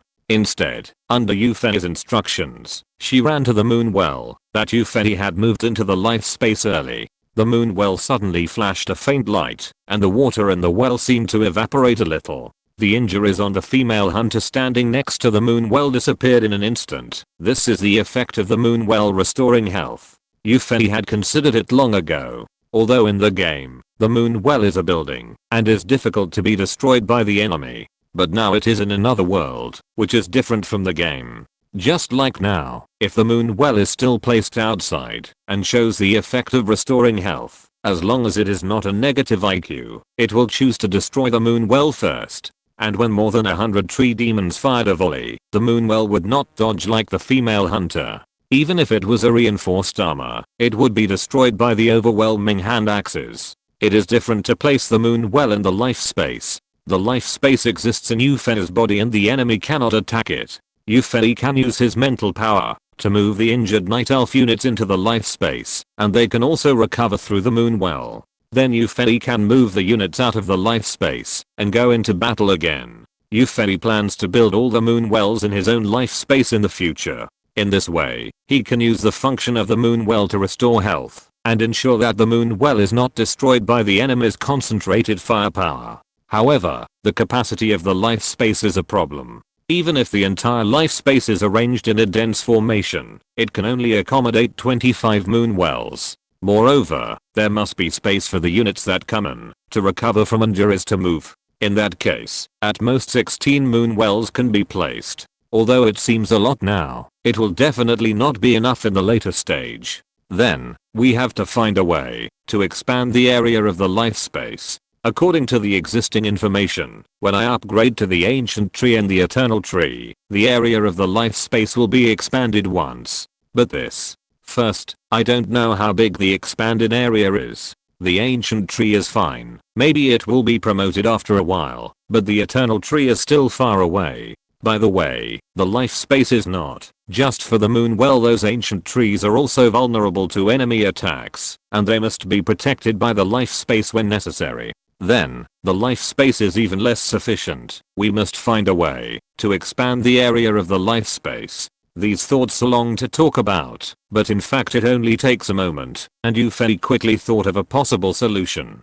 Went here and used the return to the city scroll to teleport back. A formation diagram appeared in Euphenia's spiritual world, and it was obviously about space. Using mental power, Euphenia has analyzed the structure of the outer periphery of the formation diagram, and understood part of the knowledge of the formation diagram. Perhaps, using this newly learned knowledge, the problem of insufficient area of the life space can be solved. At FROM today to Sunday of this week, Hongchen will update 3 times a day. Shouldn't everyone encourage it? Collect, recommend, comment, vote, and reward. Smash me to death. Thanks to Ashazi 100 starting coins, Lee 66,963,191, 100 starting coins for the reward. Chapter 39, The Role of the Kobold Diviner. After considering the issue of life space, Euphenie turned his attention to the female hunter, whose injuries had fully recovered. It would take more than a short time to use the formation diagram to expand the life space, so let's get rid of the invading tree demon army first. Wrapping the female hunter with mental power again, Euphenie moved her out of the life space. At this time, the tree demons outside had just come to their senses after hearing the roar of the tree demon leader, and launched an attack on the forest wolves and night elves again. However, their offensive at this time was not as fierce as at the beginning. After being stunned by the fact that the female hunter flew to the big tree in the middle of the grassland and disappeared, the forest wolves and night elves took the opportunity to eliminate nearly 10 tree demon priests and more than 20 tree demon hunters and tree demon berserkers, which made the tree demons feel a little frightened. If it weren't for the remaining 7 tree demon leaders scolding, and the fact that the tree demons still had an advantage in strength on the scene, I'm afraid there would be deserters. At this time, Euphenie, the mysterious big tree in the middle of the grassland in the eyes of the tree demon, changed again. Still a ray of light, it seemed like there was a flash of light everywhere. The female hunter who had disappeared just now appeared on the field. What surprised all the tree demons even more was that the serious and almost fatal injuries on the enemy just now had completely disappeared. This made all the tree demons a little bit unacceptable, because they have always relied on the treatment of tree demon shadow priests and tree demon senior priests to make the enemy fight extremely frustrated. This time, more than 20 tree demons were caught off guard by the enemy's group attack and died directly before they could ask the tree demon priests for treatment. Now they found that the enemy also had a way to treat injuries, and it seemed to be better than the treatment of the tree demon priests. This comparison immediately made the morale of the tree demons fall again. Originally, they thought that coming here to avenge the brothers who died in the Stonehammer tribe was a sure thing and a crushing victory, but they did not expect that the enemy's strength and some methods were far beyond their expectations.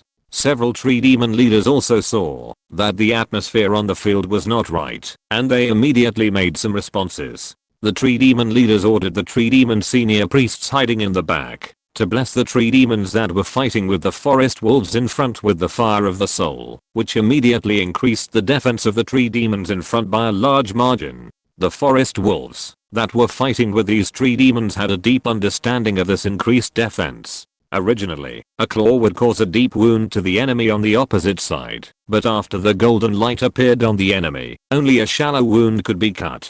And this kind of wound can be healed by a healing ray of light from the hateful enemy holding a wooden stick behind the opponent. Euphenie frowned when he saw this. The advantage of the opponent's auxiliary units is too obvious. They can add status and heal injuries. On our side, only Tyrann's strong attack aura and the command aura of the Terror Wolf can be regarded as auxiliary effects, but they are not as strong as the opponent's treatment and fire of the soul. After all, the opponent still has more than 20 tree demon priests. By the way, don't we have a captive with extremely strong auxiliary ability? Where did the kobold fortune teller go? When Tyrann teleported back, there was clearly a tree demon in front of her. Yufei didn't care that the tree demon was right in front of him. He swung his trunk, opened his eyes, and began to look for the kobold fortune teller. However, after searching for a long time, he didn't see the kobold fortune teller. After thinking about it, Yufei closed his eyes again and began to look for it with omniscience. Here. Yufei was a little amused. This guy actually hid behind Yufei's tree trunk, fell on the grass, hugged his little dog head tightly, and shivered. The monster couldn't see it. It turned out to be hiding behind him. But, isn't this too exaggerated? After all, he has been the leader of the tribe for more than 20 years. Why is he so timid? Well, that's right. This kobold fortune teller was originally captured and didn't know what his fate would be. Now he had no subordinates and only had strong auxiliary ability. Of course, he was afraid that the two sides on the battlefield might not like him and knock him out. Yufei used his mental power to connect to the mind of the kobold fortune teller and explained part of the current situation to him. After a lot of coercion and inducement, the kobold fortune teller stood up tremblingly, ran to the battlefield, and began to bless the Night Elves. Perhaps Tyrant's white tiger looked more secure, so it hid behind Tyrant.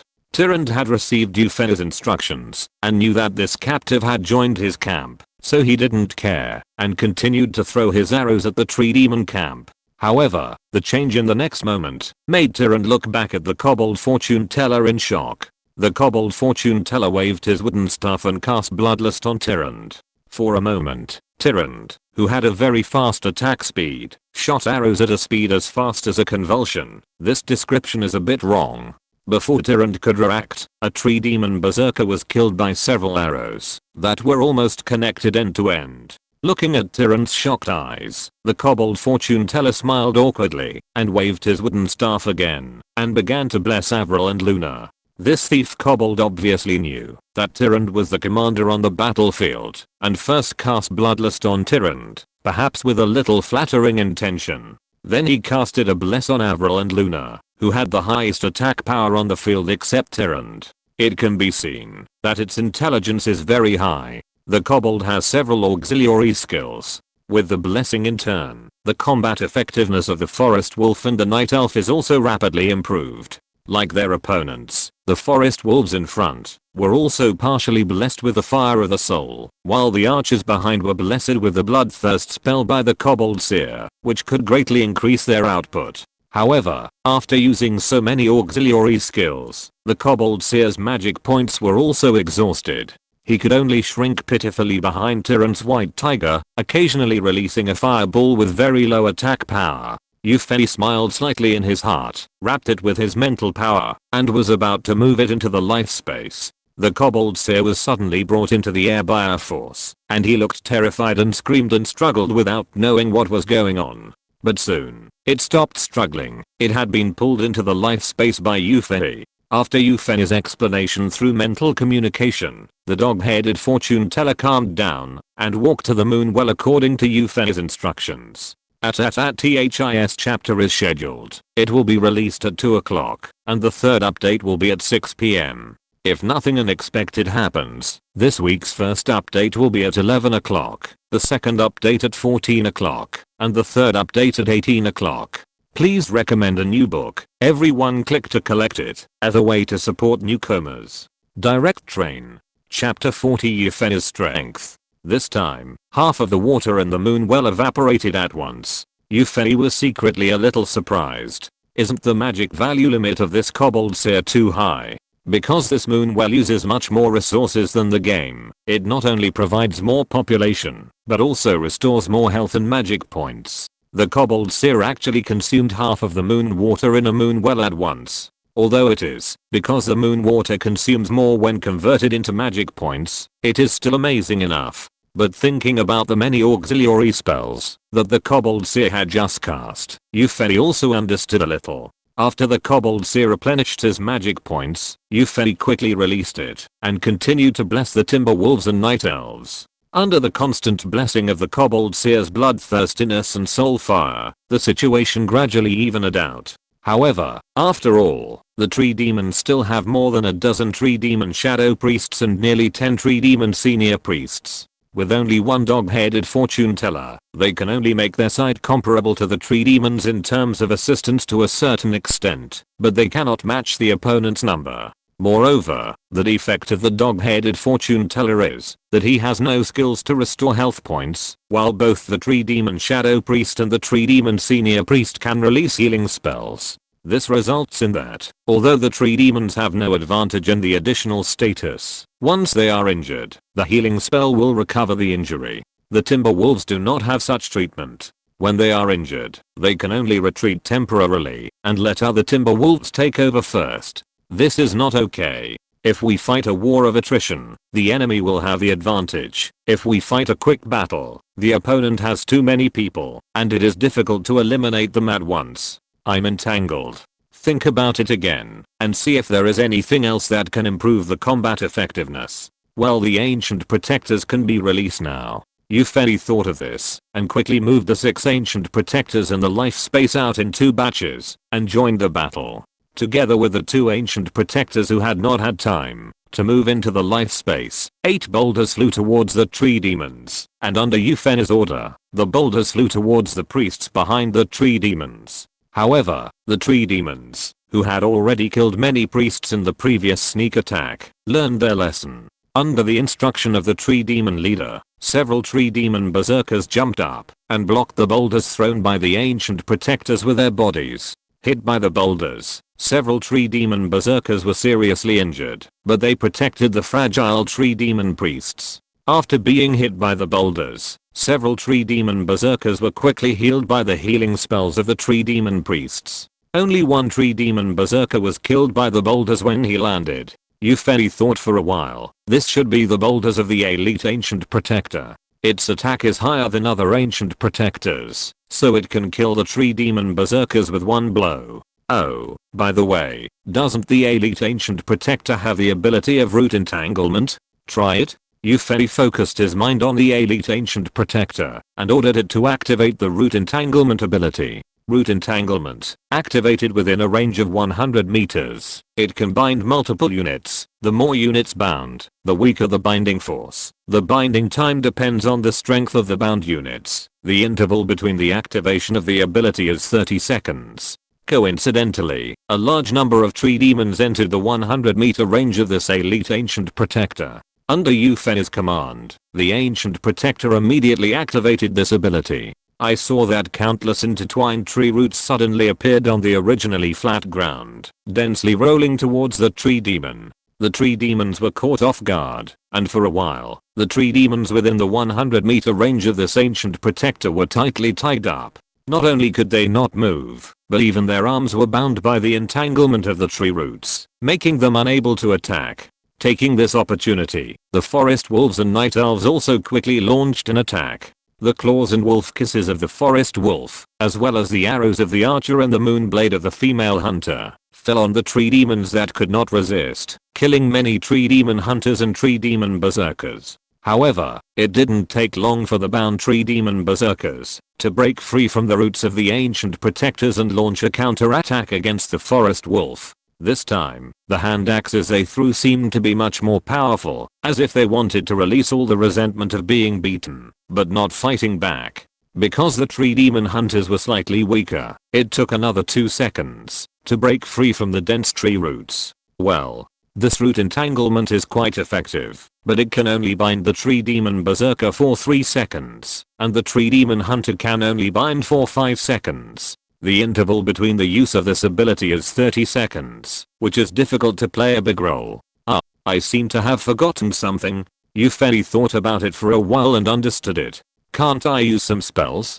And unlike this elite ancient protector, who only has one ability, I can now use several spells. Yufei closed his eyes and stopped paying attention to the situation on the field. Instead, he concentrated on controlling the spiritual wood energy in his body. Soon, he mobilized a trace of spiritual wood energy in his body. Of course, this trace was relative to the extremely large spiritual wood energy in his body. When attacking the Stonehammer tribe before, Yufei had tried several spells, while everyone was away. Now he seemed quite familiar with releasing them. Vines. Yufei released the first spell very easily. The effect of this spell is a bit similar to the root entanglement of the Elite Ancient Protector, but the range of action is wider than the root entanglement.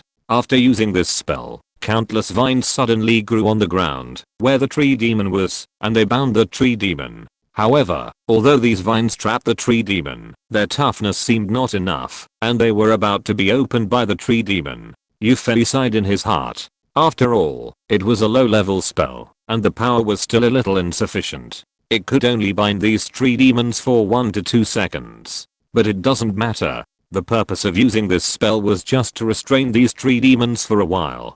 The next spell has already been cast on the tree demons that have not yet completely broken free from the vines. Woodthorn spell. Originally, this woodthorn spell only shot out a dozen sharp wood thorns, but after using the Yuanling wood key, it turned into hundreds of wood thorns that flashed with a faint green light. Swish, swish, swish. Hundreds of wood thorns attacked the tree demon team. A scream rang out in the tree demon camp. Almost all the tree demons were injured because they were still bound by the vines and could not dodge. More than 30 tree demons were shot in the vitals by the wood thorns and died directly. The third update is late. Sorry, everyone will forgive Hongchen, right? Please click, collect, recommend, comment, and reward. Thanks to Esqua for the comment ticket, and thanks to KG Alifan for the reward of 588 starting coins. There will be 3 updates this week to make the data of Hongchen luck better. Chapter 41, A Changing Situation. Seeing the effect of the spell, Yufei himself was a little surprised. I didn't expect that I'm so good now. With the cooperation of Yufei's 2 spells, Vines and Wood Thorns, almost all the tree demons were injured. Especially the tree demon shadow priests and tree demon senior priests who had been hiding in the back.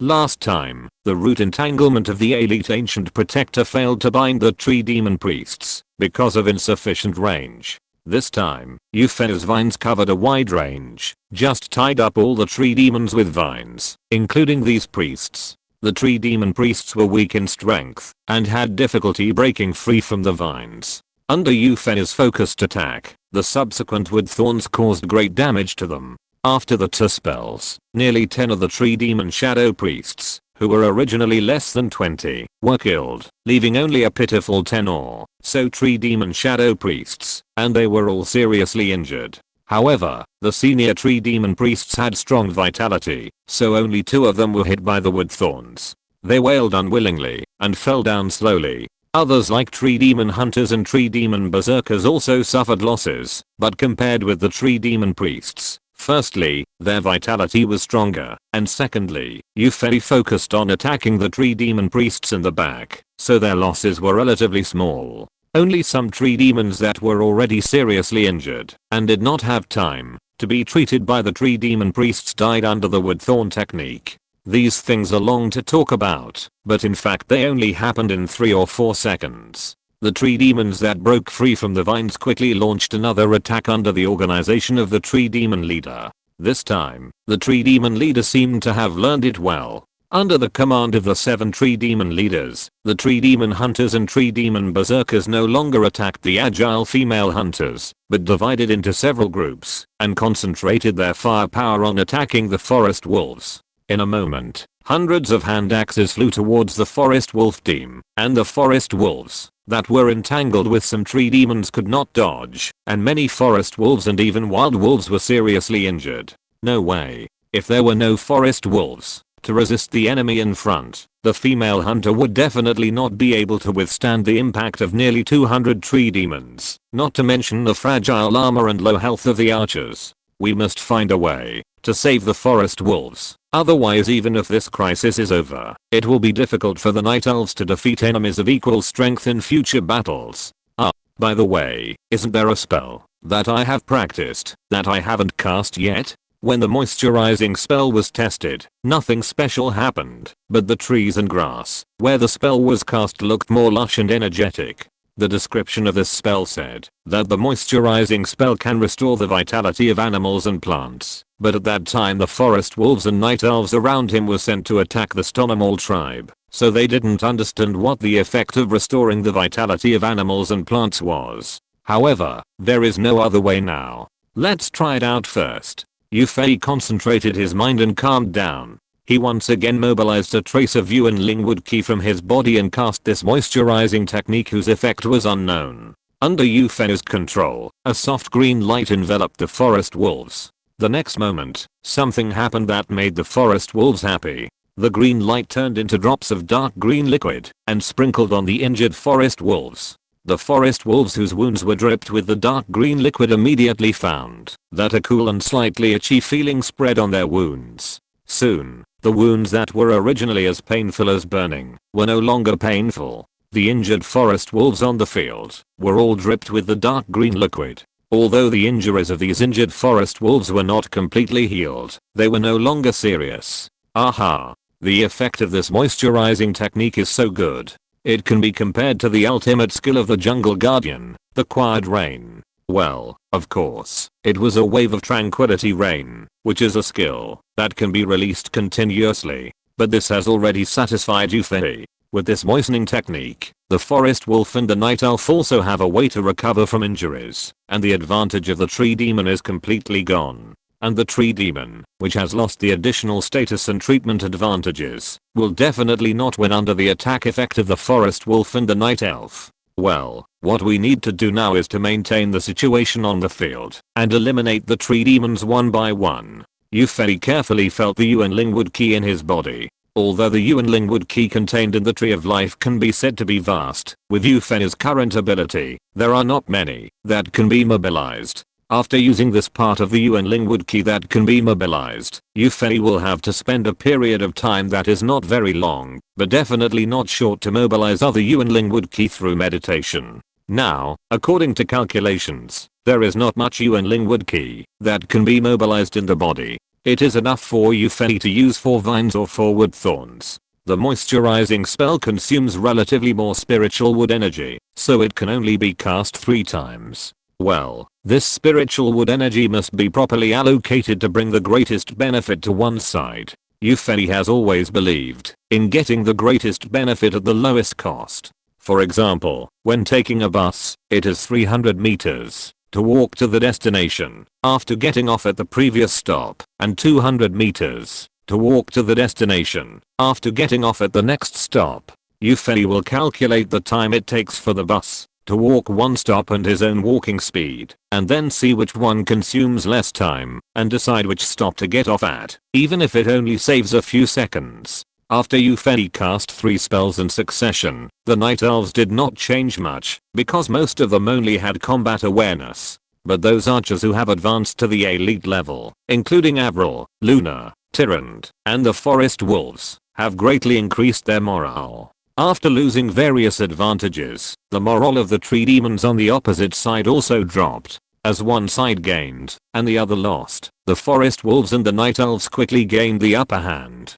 The forest wolves ignored the enemy's attacks, pounced on the enemy, and bit the tree demon's throat tightly. The arrows nimbly avoided the enemy's interception, as if they had eyes, and shot into the tree demon's vital points. The moon blades shot out, cutting the tree demon's green body, bringing up streaks of blood. Under the crazy attacks of the forest wolves and the night elves, the tree demons suffered heavy casualties, and even the tree demon priests were unable to treat them in time. Several tree demon leaders also saw the disadvantages of their own side on the field, and immediately responded, rushing to the front of the tree demon camp, using their extremely strong vitality, to block the advance of the forest wolves.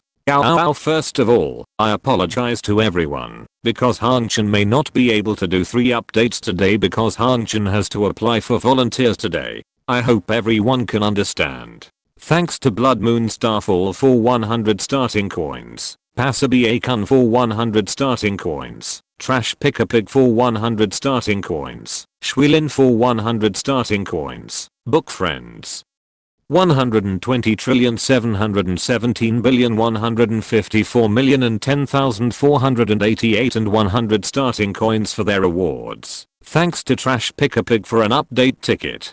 If you're listening to this novel on a channel other than Fanfic World, it means they downloaded and uploaded it without effort. We cordially invite you to visit our channel, Mundo Fanfic Novelos. There you'll find the original version of this story and you can explore many other novels of various genres. We're waiting for you to immerse yourself in a world of incredible novels. Chapter 42. The overall situation has been decided.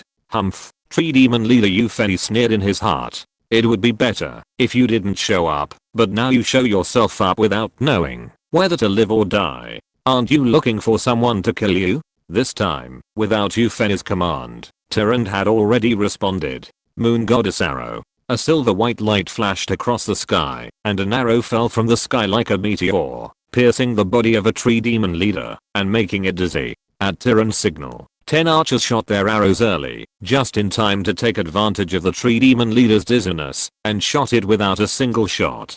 This poor tree demon leader could only be filled with arrows, and fell down in a dizzy state. Like Tyrant, Luna also used the moonlight skill to knock a tree demon leader into a dizzy state. Then, 10 rotating and whistling moon blades cut the tree demon leader into pieces, making him look like neither a human nor a demon. Avril was not to be outdone. With her shock shooting and the powerful shooting skills of 3 elite archers, another tree demon leader was tragically killed on the battlefield. In this way, there were only 4 tree demon leaders left on the tree demon side, and the high-end combat power was suddenly at a disadvantage. However, unlike the last time in the Stonehammer tribe, the death of the 3 tree demon leaders did not have any impact on the overall strength of the tree demons. Because there was only 1 tree demon leader in the Stonehammer tribe last time, after killing it, the tree demons no longer had the additional state of the aura, so the combat power immediately dropped a lot. This time it was not the case.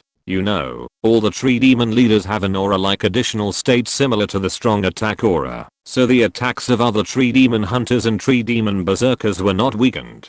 This is forcing me to get rid of all the tree demon leaders. Eupheny secretly gave an order to the Night Elves.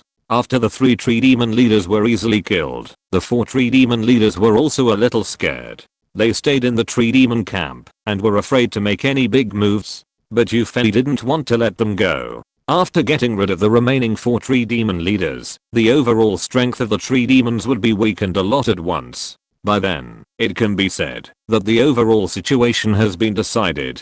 Just as the remaining 4 tree demon leaders shouted for the tree demons to attack hard again, Eupheny took action. Vines. Eupheny cast this spell again. However, unlike the last time, the vines this time were denser because Eupheny narrowed the casting range and concentrated the vines in the area where the tree demon leaders were. Of course, the binding force of the vines was much stronger. The 4 tree demon leaders were entangled by the dense vines and could not move for a while. However, the vines were originally a spell that won by range, and the strength of the vines was not very high. Under normal circumstances, even the tree demon berserkers could only restrain them for 1 second. Even if the range was reduced and the density of the vines was greatly increased, they would be freed in less than a second under the power of the tree demon chieftains who were much stronger than the tree demon berserkers. Unfortunately, the 4 tree demon chieftains could never break free from the vines that were tightly wrapped around them,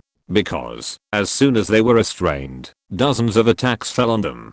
Tyrant's burning arrows, Avril's shock shots, and the arrows and moon blades of ordinary archers and huntresses. Under this overwhelming attack, the 4 tree demon chieftains were over without any surprise. After all the tree demon chieftains were killed, the attacks of the tree demon hunters and tree demon berserkers were obviously reduced to a higher level. They no longer had the aura to increase their attack power.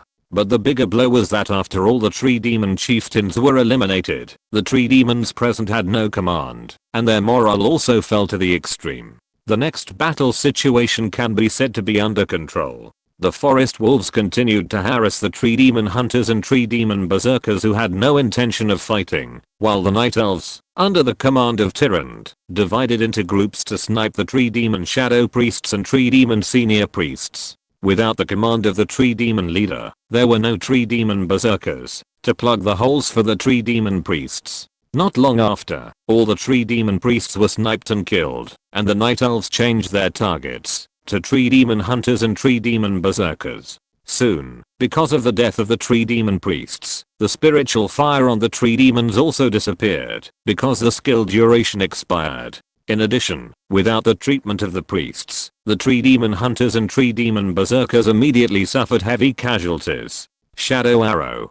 Powerful shot. In this battle, the performance of the 10 advanced archers also showed that the elite level and the ordinary level were indeed different. It was not just a matter of a slight increase in attributes and an additional skill, but they already had a high level of wisdom. Although ordinary Night Elves have a strong sense of combat and can almost perfectly complete every command, they do not have the ability to make independent judgments. Elite archers are different. For example, when they find a seriously injured tree demon, ordinary archers will ignore it and continue to shoot according to the established attack target, while elite archers will make up for it. Elite archers will change the established attack target and kill the injured tree demon first to reduce the enemy's output. In addition, the skills of elite archers are also very useful. After the shadow arrows are formed, the output of 7 elite archers with this skill is equivalent to the output of almost 20 ordinary archers. And the powerful shooting is needless to say.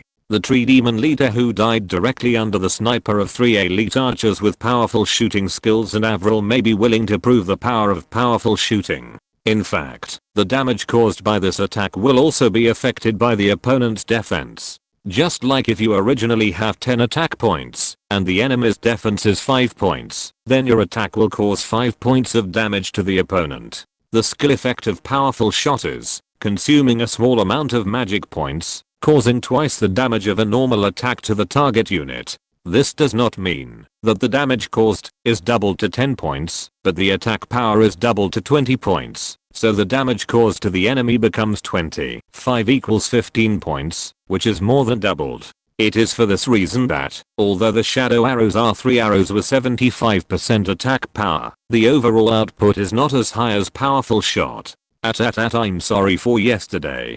Hanchan just graduated from high school and was busy applying for college yesterday, so I only updated 1 chapter. Starting today, I will resume 3 updates a day this week.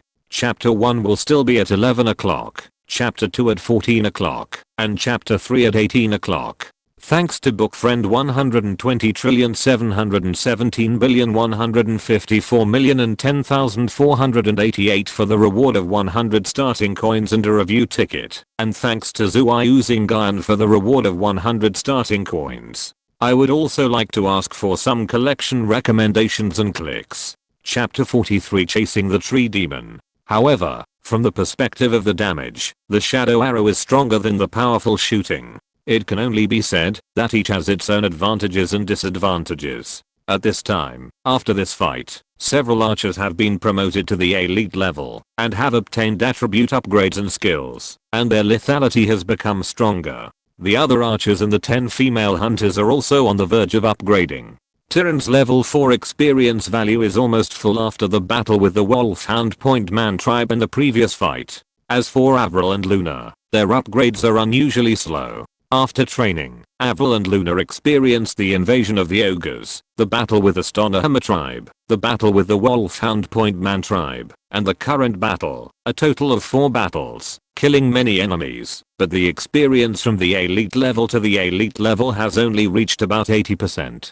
At this time, the battle situation on the field is very clear. After losing the command of the tree demon leader, and without additional status and treatment, the tree demons can be said to be a little vulnerable. Although the forest wolves were wounded again, they were almost healed by Euphena's moistening spell.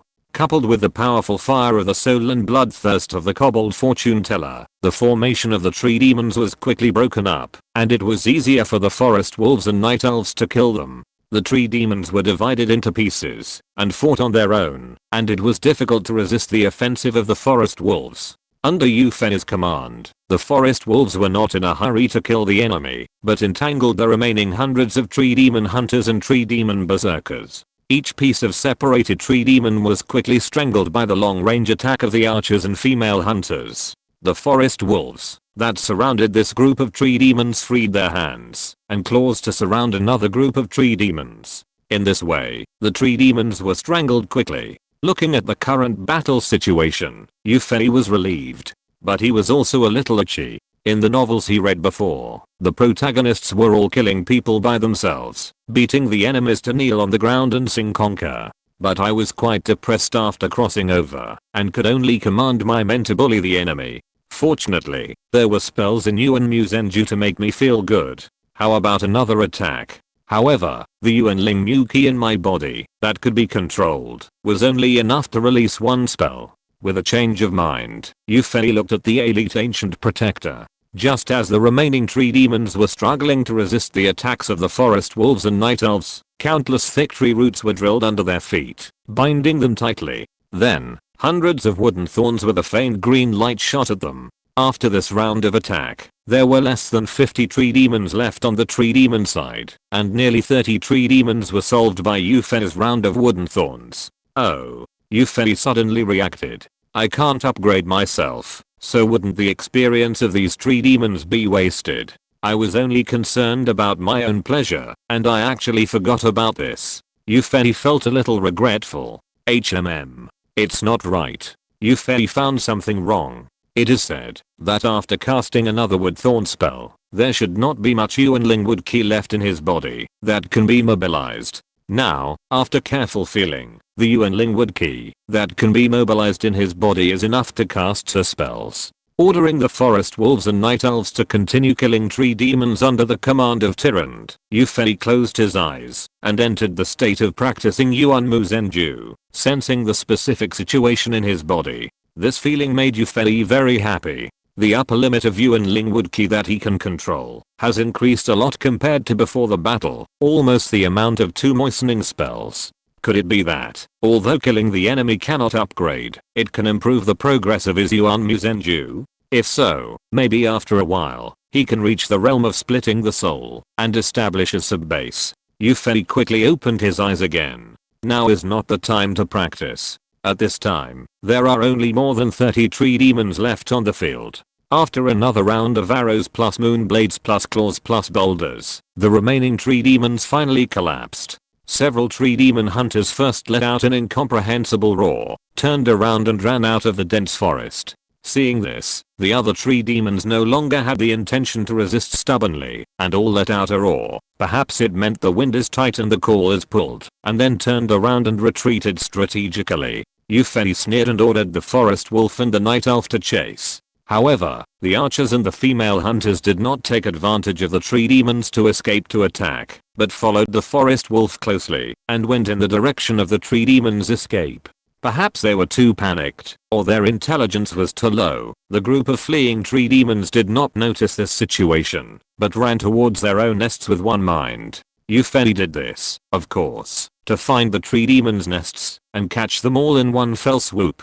Otherwise, when Tyrant takes the troops to explore the south again, what should we do if the tree demons come to attack again? The scroll to the city is fine, but the problem is that the time wasted back and forth is a problem. In the wind whispering forest, a group of panicked tree demons walked among the trees. The arrows shot at them from time to time through the gaps between the trees, made them even more frightened. After fleeing all the way, there were only a dozen or so tree demon berserkers with relatively strong vitality left out of the more than 30 tree demons. Swoosh, an arrow flashing with a fiery red light nailed a tree demon berserker who paused for a moment and looked back to the trunk of a big tree and exuded a smell of barbecue. And in the pursuit troops following the fleeing tree demon, a golden light flashed. Tyrant had leveled up again.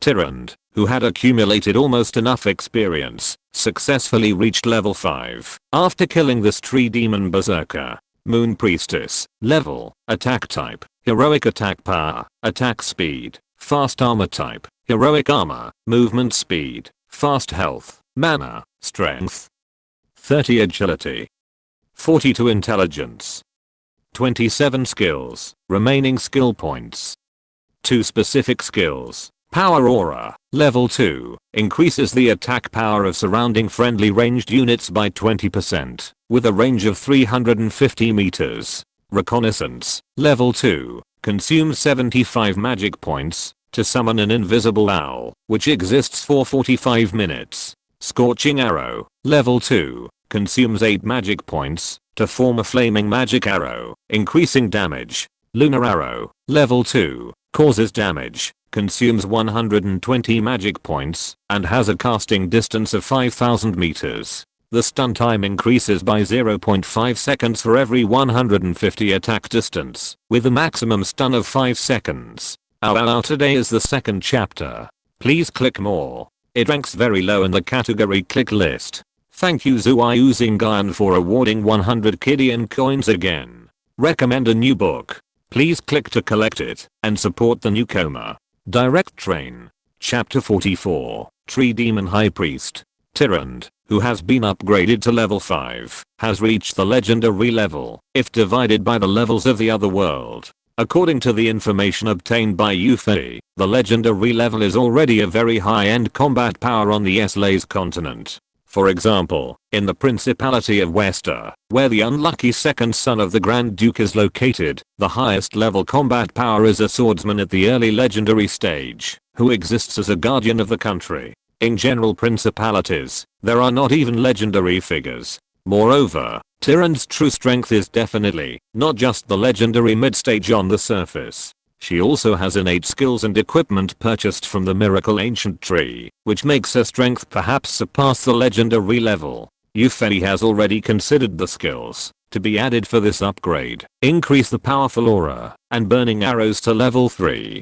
Powerful aura, level 3, increase the attack power of surrounding friendly ranged units by 30%, with a range of 600 meters. Burning arrow, level 3, consume 12 magic points to form a flame magic arrow with small range damage, increasing damage. The third level assault aura can increase the attack power of archers, huntresses and glaive throwers by nearly 1/3, greatly improving the combat effectiveness of the Night Elves. You know, these increased attack power are after breaking the defense, and can be directly converted into damage. The attack power is increased by 1/3, and the damage must be increased by at least half. The third level Scorching Arrow makes Tyrant's attack have a range. At this time, Tyrant's basic attack power has reached 5.5 stars. After the blessing of the assault aura and the equipment on her body, it has become nearly 8 stars. After using the Scorching Arrow, it is close to 10 stars. If this kind of attack power can only attack one target, it will be fine, but it is a range. Even if it is a small range, it is enough to be called the enemy's nightmare. On the way to chase the fleeing tree demon, Yufei controlled those archers who lacked a little experience to snipe the tree demon, so that the entire archer team has a full 20 elite archers.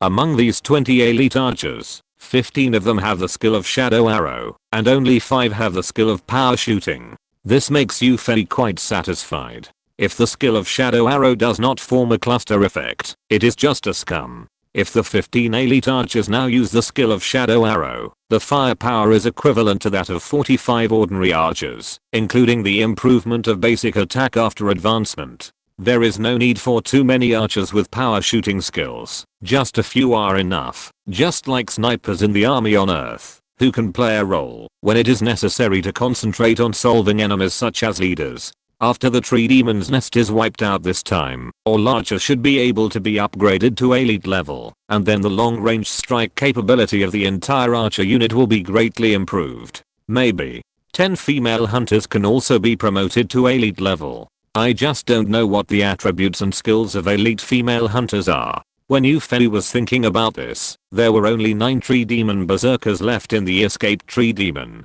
The 9 tree demon berserkers looked exhausted, but when they saw the woods ahead, they seemed to have strength again, and rushed into the woods where the tree demon army started. Under Yufei's order, the forest wolves and night elves stopped chasing. This wood should be the tree demon's lair, Yufei thought. This time, we must catch all the tree demons who took advantage of the trees. Without Yufei's order, Tyrant had summoned an owl with the reconnaissance skill to fly into the woods for reconnaissance. Yufei also attached his consciousness to the owl with ease, observing the situation in the woods with God's vision. At this time, the woods were boiling. It should be that the tree demon berserkers who escaped back had notified the entire tree demon tribe of the news that the tree demon army was almost wiped out. The owl nimbly passed through the gaps between the trees and came to the group of wooden houses in the center of the woods. Looking at the simple, but relatively solid wooden houses, Yufei was a little surprised. Judging from the wisdom of those low-level tree demons or even the tree demon leader, they might be able to build such wooden houses, but they would definitely not be arranged so neatly. The outer wooden houses were even specially thickened to serve as a line of defense when necessary. There must be a very intelligent tree demon in this tree demon tribe, and its strength should not be weak. The invisible owl was not discovered by the many tree demons running around in the wooden houses. According to the number of wooden houses, there should not be many tree demons left in this tribe, and there will be no more than 150 at most. In this case, with the military strength of the forest wolves and the night elves, it should be relatively easy to swallow this tribe. The only variable is that it may be a highly intelligent tree demon who is the leader of this tribe. The owl quickly flew to the roof of a relatively large wooden house in the center of the wooden house group. After the last incident with the kobold fortune teller, Euphony had learned his lesson. He did not let the owl fly directly into the cabin, but hid on the roof to observe the situation. After something like this happened, the leader of the tree demon tribe in the cabin would definitely come out to stabilize the situation, and then we could get a glimpse of its true colors. Squeak. The door of the cabin opened, and a tree demon berserker came out first. This tree demon berserker was still seriously injured, and was obviously one of the 9 tree demon berserkers who were chased back by the night elves. Following this tree demon berserker, a very old tree demon came out with a wooden stick. Click click click. As soon as this old tree demon appeared, the tree demons who were noisy in front of the cabin quieted down. The old tree demon pointed at the injured tree demon berserker and said something, and all the tree demons lowered their heads. Then the berserker stepped forward and slowly stated something. Presumably he was talking about the battle with the timber wolves and the night elves.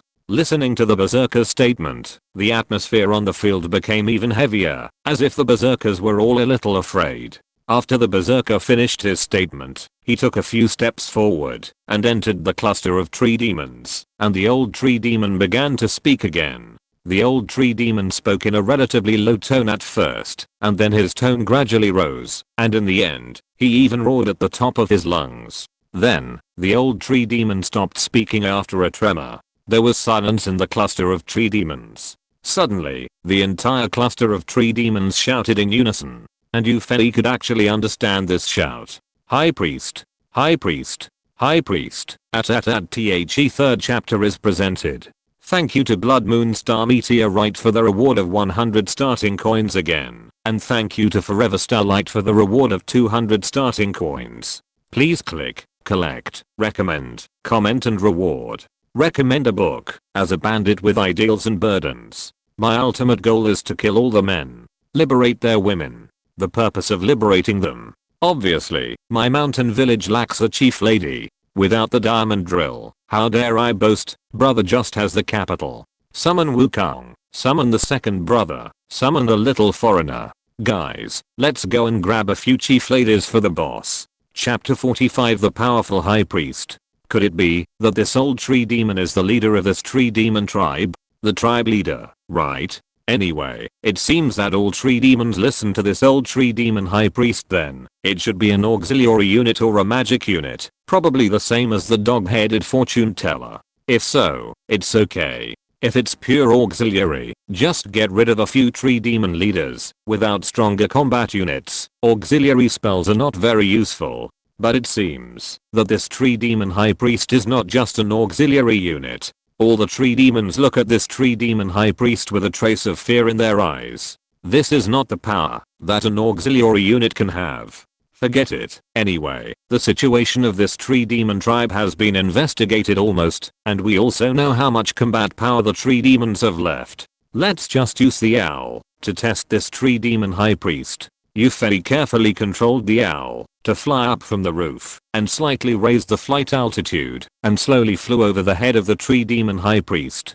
Suddenly, the high priest of the tree demon raised his head and looked at the owl. The sharp eyes did not make Euphony feel that this was an old tree demon at all. Instead, he felt like he was being stared at by a tiger. The high priest of the tree demon suddenly pointed the wooden stick in his hand to the sky, and a burst of ice flowers suddenly burst out of the owl's body, and it was killed directly. In the dense forest, Euphony opened his eyes. Frost Nova. As expected, this high priest of the tree demon was not a powerful auxiliary unit, but a magic unit with extremely strong attack spells. This needs to be carefully considered. If it is not operated properly, this high priest of the tree demon alone will cause great casualties to the timber wolves and night elves. While thinking about the tactics, Yufei did not forget to give orders to Tyrant, taking advantage of the swearing and ceremony of the tree demon tribe, to launch a sneak attack. After receiving Yufei's order, the Timberwolves and Night Elves quickly took action under Tyrant's command. It was still the old formation, with the Forest Wolf leading the charge, followed by the Huntress team, and then the archers with lower health points. At the back, there were several Forest Wolves from the Forest Wolf team pulling a glaive thrower. It took less than 10 seconds for the Forest Wolf to rush through the woods and enter the Tree Demon's wooden house group.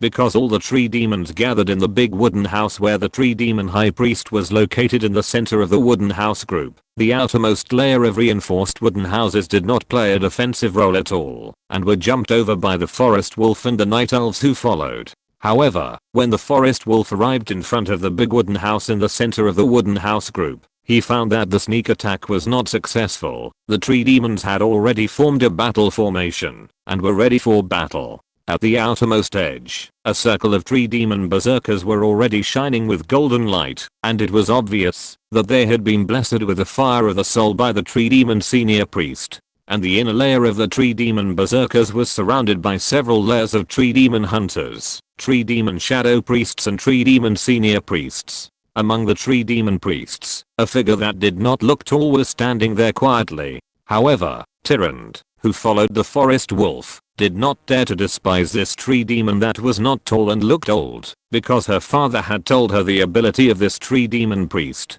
Just a Frost Nova was enough to alert Tyrant. Frost Nova not only had high damage, but also came with negative states such as freezing and slowing down. Even Tyrant, who was now level 5, would not feel good if she took one. Moreover, who knows if this tree demon priest has any other powerful attack spells. If someone is accidentally killed by this tree demon priest, it will cost the father a lot of things to revive. The Forest Wolf and the Night Elf have all arrived. In the not very spacious open space in front of the big wooden house, Yufei's men and the tree demon stood in a quiet confrontation. Neither side made any movement or made any sound. Suddenly, a gust of wind blew, and a leaf slid down. When the leaf passed by Tyrant's eyes, the high priest of the tree demon moved. Without any warning, it suddenly stretched its hand that was not holding the wooden staff behind its back and scratched itself. Just a joke. Oh. The high priest of the tree demon raised his wooden staff high and muttered something. As it muttered, the sky above the Forest Wolf, which was bright under the scattered moonlight, suddenly became dark. Soon, countless ice cones fell from the sky, attacking the Forest Wolf and covering several female hunters. This is the blizzard of the human archmage. Yufei was startled and quickly gave Luna an order. The ice cone rain fell very quickly. Although the Forest Wolves quickly dodged the roar of the Terror Wolf, many of them were still hit by the ice cones and suffered considerable damage. The high priest of the tree demon hid behind the layers of defense circles built by the tree demons, and a sneer appeared at the corner of his mouth. Enjoy it. This blizzard is not just this one wave. However, suddenly, a silver-white beam of light appeared in the sky above the head of the tree demon high priest, hitting the head of the tree demon high priest directly and knocking it into a dizzy state. When the tree demon high priest entered the dizzy state, the dark clouds above the timber wolf's head could not continue and dissipated directly. Haha, it is true. According to Yufei's experience in playing Warcraft, continuous attack skills such as blizzards, rain of fire and even falling stars will be interrupted when the caster is stunned. Luna used the moonlight skill to knock the tree demon high priest into a dizzy state, and the blizzard stopped without any accident. The dizziness of the moonlight lasted only 1 second, and the tree demon high priest quickly woke up, but the blizzard that had stopped could not be saved. A trace of anger flashed in the eyes of the tree demon high priest, but there was no other action. He just looked at the Night Elves with a fearful look, thinking about something. The Night Elves did not make any moves under Yufei's command, and stood quietly in place. Although the Forest Wolves were a little restless, because some of them were injured by the blizzard just now, they did not launch an attack under the restraint of the Terror Wolf. As for the Tree Demons, they were originally slightly weaker than the Forest Wolves and the Night Elves. In addition, the Tree Demon High Priest did not give any orders, so they were naturally happy not to fight. After thinking for a while, the Tree Demon High Priest waved his hand, and the Tree Demons in front made way for it. It walked tremblingly to the front of the tree demon camp. Our first update today. I have good news for everyone. The Eternal Tree will be on Senjiang next week. Please support it. Thanks to Eternal Star Morning, Blood Moon Starfall, Passabi Akon, Forever Starlight, and Lord of Time for their awards. I will also be shameless to recommend it. The category click list is always between exploding and being exploded. It's depressing. Chapter 46 The Inevitable Battle. The High Priest of the Tree Demon stopped more than 30 meters away from the Forest Wolf and spoke. Can your leader come out and talk? The Forest Wolf made a commotion and made way for him like the Tree Demon. Tyrant rode the white tiger through the passage made by the Forest Wolf and came to a place only 5 meters away from the High Priest of the Tree Demon. Looking down at the High Priest of the Tree Demon, the cold voice reached the ears of the High Priest of the Tree Demon. Do you have anything to say? The High Priest of the Tree Demon raised his head slightly and looked at Tyrant, who was sitting on the back of the white tiger with a huge hard bow in his hand. It seemed that he understood that Tyrant was deliberately coming so close to him to give him a sense of oppression. A trace of anger appeared in the eyes of the High Priest of the Tree Demon, but now the situation was stronger than people and demons, so he could only pretend not to understand the other party's deliberate provocation and negotiate with the other party while suppressing his anger. I wonder why you are invading my tree demon tribe? Yufei was deeply shocked by the face of this old tree demon. Tyrant was also stunned for a few seconds, and there was a hint of laughter on her face, covered by the mask. However, she quickly adjusted herself and snorted coldly. You really know how to bite back. You tree demons first joined forces with the ogres to resist our revenge war, and then sent a large army of tree demons to attack our mother tree. Now you are saying that we are invading your tree demon tribe. In this case, there is nothing to say. Let you see what a real invasion is. Yufei didn't even think about negotiating with the tree demons. After all, such a force nearby is a threat. It is really difficult for Yufei to feel at ease if he doesn't get rid of it. Tyrant shot a burning arrow at the tree demon high priest. The tree demon high priest reacted quickly, and without seeing it make any movements, several rotating ice shields appeared on its body, barely blocking the attack of the burning arrows, and quickly retreated back to the tree demon camp. When Tyrant shot the burning arrow, the forest wolf had already rushed forward and fought with the tree demon berserkers at the front of the tree demon camp. The kobold fortune teller also came here with the Night Elves. Without Tyrant's urging, he quickly began to bless the forest wolf with the fire of the soul. In terms of the blessing state, the kobold fortune teller can be said to be comparable to the dozen tree demon priests on the opposite side. However, because he was not with Yufei this time, the kobold fortune teller also knew to save magic points and only blessed the horror wolf and more than 10 wild wolves with the fire of the soul. Under the leadership of the horror wolf, these more than 10 wild wolves began to attract the vitality of the tree demons, creating opportunities for other forest wolves and the night elves behind to attack. Then, the kobold fortune teller blessed the elite archers with bloodthirstiness. This time, the tree demons had to bear it, and waves of arrows rained down on them almost without interruption. The occasional shadow arrows and powerful shooting killed many tree demons. Our tree demon berserker was thrown to the ground by a wild wolf and had his throat bitten off.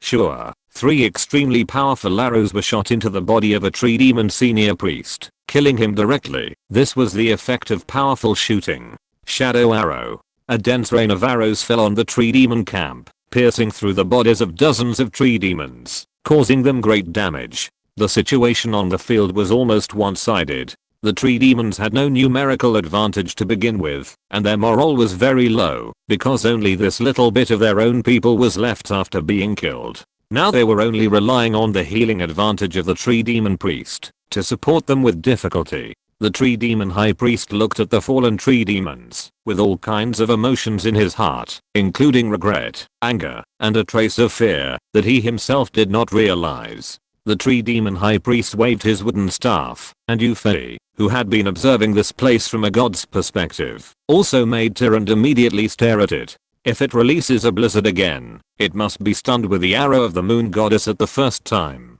After all, it is not with Yufei this time, and it cannot recover temporarily if it is injured. It is necessary to ensure that the blizzard will not come down at all. However, this time the tree demon high priest did not release a blizzard. It was seen that it gently waved the wooden staff, and a small fireball flew towards the archer camp that caused the greatest damage to the tree demon side. Tyrande was a little confused. Such a small fireball can only hit one archer at most. What does the tree demon high priest mean? Has he run out of tricks? Euphony was also a little confused and didn't understand what the tree demon high priest was doing. However, when the small fireball did not hit any archer, but landed on the ground in the archer camp, Euphony suddenly understood. He immediately gave instructions to all archers anxiously. Quick, leave this area. However, although Euphony reacted in time, there were still several archers who were close to the fireball who failed to run out of the range Euphony mentioned. A magic circle quickly flashed on the ground where the fireball landed. Boom. A huge flame column exploded within the range of the magic circle. The scorching flame exploded and burned for 3 seconds before falling down, but there was still a layer of smaller flames burning on the ground. The 4 ordinary archers who did not have time to escape had already disappeared in the flames. Flammerstorm. It was indeed a flammerstorm. This spell was not like a blizzard. If the enemy's spell was not interrupted when it was just released, the caster would not need to control the place where the fireball hit, but would first explode for 3 seconds with huge damage, and then continue to burn for a period of time in the same place, causing lower damage. I didn't expect that this tree demon high priest would have a fire attribute skill with extremely strong attack power. Flammerstorm, in addition to the 3 ice attribute skills of Frost Nova, Blizzard and Frost Armor, which caused the Night Elves to lose a unit for the first time. These are archers who are about to be upgraded to elite level, and there are 4 of them. Euphony felt very sad. The surprise in the heart of the tree demon high priest on the opposite side was no less than the degree of regret in Euphony's heart at this moment. He originally thought that this flame storm would not only eliminate the enemy's long-range attack forces, but at least destroy half of them. Unexpectedly, the enemy reacted so quickly, and most of them escaped the attack range of the flame storm, so that this extremely magic-consuming flame storm only destroyed 4 enemies. Miscalculated. If it was put in that group of wolves, although some tree demons would be accidentally injured, the situation on the field would be improved immediately. The second update is here today. Please continue to click, collect, recommend, evaluate, and reward. Thank you all for the reward of 588 starting coins from Hello, I'm a Human. I recommend a new book. Please click to collect it. It is considered as supporting newcomers. Through Train.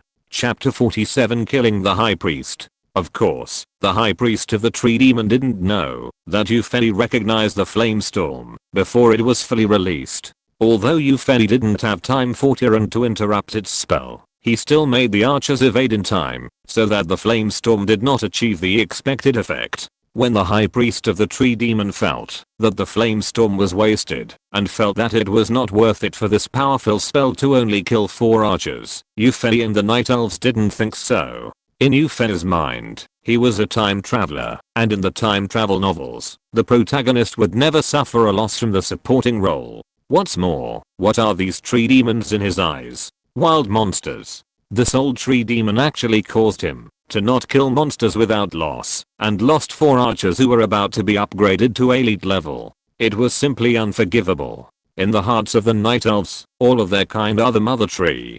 No, the children of the father god, and they are all sisters. At the ordinary level, the Night Elves only have a strong sense of combat, and have no wisdom and emotions. But among the Night Elves present now, Tyrande, Avril and Luna are of high intelligence, not to mention that the other Night Elves have almost all been upgraded to the elite level, and have a high level of wisdom and emotions. This damn so-called tree demon priest actually killed 4 sisters, and all the Night Elves were a little red-eyed. However, although they were furious, as a fighting race in Warcraft, the Night Elves still obeyed the order, and continued to attack ordinary tree demons, and did not swarm to attack the tree demon priest. But neither Euphony nor Tyrande would let this tree demon priest go, so under Euphony's order, Tyrande plus Avril plus Luna plus 5 elite archers with powerful shooting skills locked the tree demon priest. Without letting Tyrande take action first, Luna used a moonlight to knock the tree demon priest into a dizzy state again.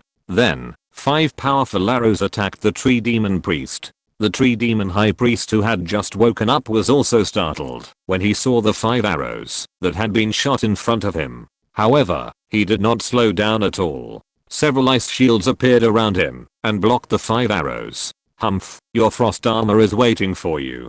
After blocking the 5 arrows shot and the powerful shooting, the frost armor has become only a thin layer, and the defense has obviously been reduced to the limit. Scorching arrow. Concussive shot. The fiery red arrows and the arrows flashing with pale yellow light shot at the tree demon high priest. And faster than the 2 arrows was Luna's moon blade. Crack. The thin layer of frost armor that was left was shattered directly under Luna's moon blade, and the burning arrows and Avril's concussion shots hit the tree demon high priest without any obstruction. Although the tree demon high priest also dodged, it was a magic unit, and Tyrande and Avril's arrows would automatically track the target, as long as they did not deviate too much from the target after being shot. So, without any surprise, a ball of fire burst out from the tree demon high priest, and the movement speed was immediately reduced to half. The fire from the burning arrows blew the tree demon high priest's skin and flesh, but because of the high temperature, no blood flowed out, which looked very terrifying. The concussion shots that arrived almost at the same time as the burning arrows made the tree demon high priest even more injured, and the speed was reduced to the limit. The tree demon high priest retreated with difficulty, trying to get out of the attack range of Tyrande and others. According to its thinking, and its experience of fighting humans, the range of this kind of bow and arrow attack is up to 300 meters, while the maximum distance for casting spells is 500 meters. If it retreats 300 meters away from the enemy, won't it be at its mercy? While retreating, the high priest of the tree demon was also secretly surprised by the attack power of the burning arrow. The flames from Tyrande's burning arrow not only caused the high priest of the tree demon to suffer serious injuries, but also engulfed several shadow priests of the tree demon around the high priest of the tree demon, killing them directly. The high priest of the tree demon staggered. He was too seriously injured. There was no choice but to expose his last skill. Tyrande's burning arrow had no cooldown. When the high priest of the tree demon retreated, another arrow was shot out and rushed towards the high priest of the tree demon. The tree demon high priest was shocked. He was afraid that he would lose his fighting power if he was attacked this time. Without hesitation, a golden ray of light shot out from the top of the wooden staff in the tree demon high priest's hand. It first shot at the tree demon high priest himself, and the wounds on his body immediately recovered at a speed visible to the naked eye. Then, the golden light bounced to the nearby tree demons, healing the wounds on these tree demons.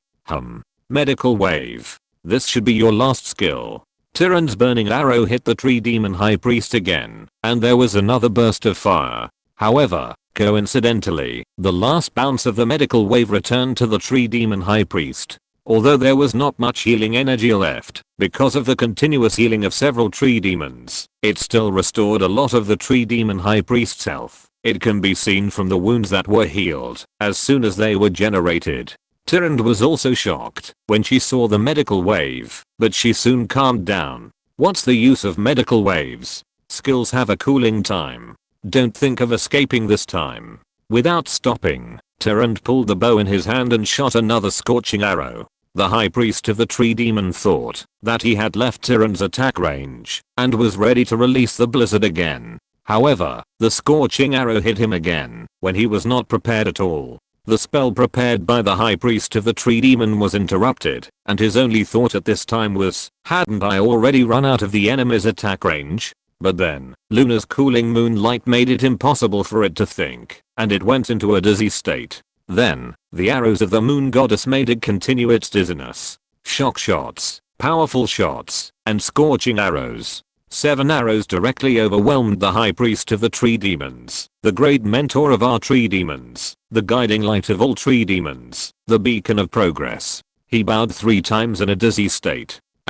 Sorry everyone, I only updated 2 chapters yesterday. I will update 4 chapters today, even if I have to stay up late.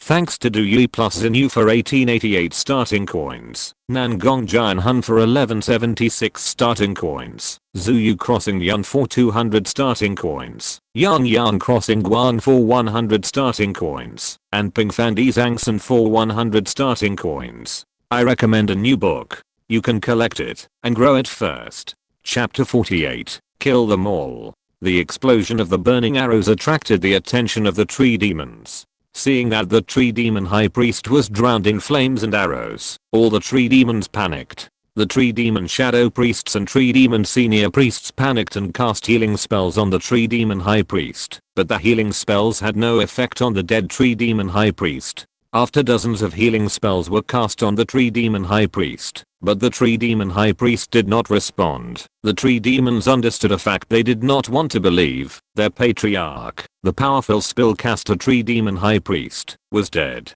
For a moment, all the tree demons on the field, whether they were throwing hand axes or casting healing spells, stopped their actions, stared blankly at the body of the tree demon high priest, and entered a frozen state. But although their actions stopped, the actions of the forest wolves and night elves would not stop. In just a few seconds, dozens of tree demons were pounced on and bitten to death by forest wolves, or killed by arrows and moon blades. The screams of the killed tree demons also made the other tree demons wake up.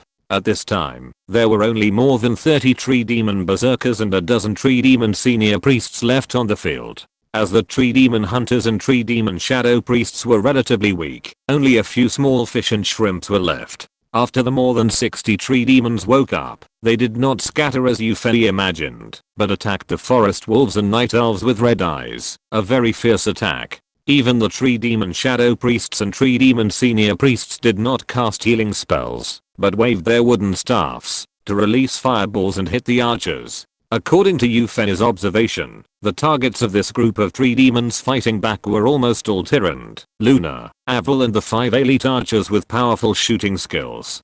Is this revenge for the tree demon high priest? Unexpectedly, this strategy of capturing the leader first would make the thieves angry. However, with these few remaining tree demons, the timber wolves and the night elves would not suffer any losses, so they could be angry. Tyrant and the other night elves who were targeted quickly dodged most of the attacks. Only a few hand axes and fireballs hit them, and they did not cause any major damage. While the tree demons set their attack targets on Tyrant and the others, the timber wolves and the other night elves attacked the tree demons frantically, dividing into several groups, and attacking the tree demons. Each group's volley or pounce, bite, would kill a tree demon. After Tyrant and the others dodged the second round of attacks, the third round of attacks that followed was much sparser. The number of tree demons decreased again. This made it easier for Tyrant and the others to dodge the third round of attacks. After that, there were only more than 30 tree demons left on the field. Scorching arrow. Tyrant took the time to shoot an arrow and hit a tree demon berserker. Boom. The flames not only enveloped the tree demon berserker, but also affected the other tree demons around it. After another scorching arrow, these tree demons followed their great revolutionary mentor, the tree demon high priest. The remaining 20 or so tree demons also suddenly woke up from their state of blood boiling. Looking at the more than 100 corpses lying on the ground, the remaining tree demons were terrified. I don't know where the passion just now flew away. Facing death, ordinary people and demons will have two reactions. One is hysterical madness, and the other is extreme despair and collapse. After the previous madness, these 20 or so tree demons, standing on this open space full of corpses, all entered a state of collapse. They fell to the ground one after another, lying on the ground and trembling. Is this surrender? Euphony was a little surprised. I thought you would run away. He didn't think about it. With the range of the archers, would these tree demons dare to run away? Humph, surrender. Did I say that you are allowed to surrender? Euphony used his mental power to give orders to the night elves. The night elves, who had stopped attacking after seeing the tree demons lying on the ground, did not hesitate to attack again. After 2 waves of arrows and moon blades flew by and screams, the tree demon tribe became quiet. In fact, if there were still many tree demon priests among the remaining tree demons, Euphony might accept their surrender, but the vitality of the tree demon priests was weaker than that of the tree demon berserkers and tree demon hunters. Among the remaining 20 or so tree demons, there were no tree demon priests, so what was the use of them? Simply kill them all, and completely eliminate the hidden dangers around their own bodies. After eliminating all the tree demons, the forest wolves and night elves were relieved. Euphony did not let the night elves idle, and ordered the archers and huntresses to search the entire tree demon tribe. This time, he did not forget to open the corpses. Regardless of the fact that Tyrant, Avril and Luna were beauties, he directly ordered them to check the bodies of the tree demon high priest and several tree demon leaders. When the Night Elves were searching the rooms of the tree demon tribe, Yuffie, who was free and no longer needed to command, discovered a strange situation. All the forest wolves were devouring the bodies of tree demons under the leadership of the Terror Wolf! Well, it's not strange for wolves to eat meat, but what Yuffie discovered was that these forest wolves were too greedy, right? There were more than 150 tree demon corpses on the field, and the remaining 70 or so forest wolves actually devoured two. One tree demon corpse was almost as big as the entire forest wolf, right? These forest wolves devoured tree demon corpses that were twice their own size, right? They didn't even burp, right? Yuffie couldn't wait to connect with the Terror Wolf with his mental power and asked about this situation that violated his biological knowledge. The answer of the Terror Wolf stunned Yuffie. These forest wolves are actually evolving by devouring the corpses of tree demons. As for why they didn't devour the corpses of ogres, gnolls, and kobolds before, the Terror Wolf couldn't explain it clearly. He just subconsciously knew that the corpses of these species could not promote the evolution of forest wolves, but tree demons could. Is it because the forest is made up of trees? This is too ridiculous. However, it is good news that the forest wolves can evolve. The Night Elves have advanced to the elite level. If the strength of the forest wolves does not improve, their role will be greatly reduced. By the way, let the Terror Wolf devour the corpse of the tree demon high priest later. Maybe it can evolve too. Today is the second chapter. There are 2 more chapters that will be later. Thanks to for the reward of 2576 starting coins, and thanks to Simo for the evaluation ticket. If you're listening to this novel on a channel other than Fanfic World, it means they downloaded and uploaded it without effort. We cordially invite you to visit our channel, Mundo Fanfic Novelos. There you'll find the original version of this story and you can explore many other novels of various genres. We're waiting for you to immerse yourself in a world of incredible novels. Chapter 49 Great Harvest. Leaving the wolves devouring the bodies of the tree demons, Yuffie turned his attention to Tyrant, who was opening the body of the tree demon priest. After Tyrant searched for a while, Yuffie found a piece of equipment through her vision, which was the wooden staff held by the tree demon priest. Ghost Scepter. +7 all attributes ghost form. Active. Transform yourself into a ghost form. Neither can you make normal attacks, nor be hurt by normal attacks. You will take an additional 44% damage when you are attacked by magic. Lasts for 4 seconds. It turned out to be the Ghost Scepter. This hidden artifact in Dota. I remember when I was playing Dota, I used the Bear Warrior once, opened the super strength, increases 400% attack speed, and in rage, increases attack power equivalent to 6% of the maximum health, to beat up an opponent's magic hero, and the opponent's hero didn't lose a drop of blood, and easily jumped and escaped. Yuffie was depressed at the time, and didn't understand what was going on. Later, he found out that the other party bought a ghost staff and activated the wandering spirit form. The physical DPS of the Bear Warrior could only watch the other party escape.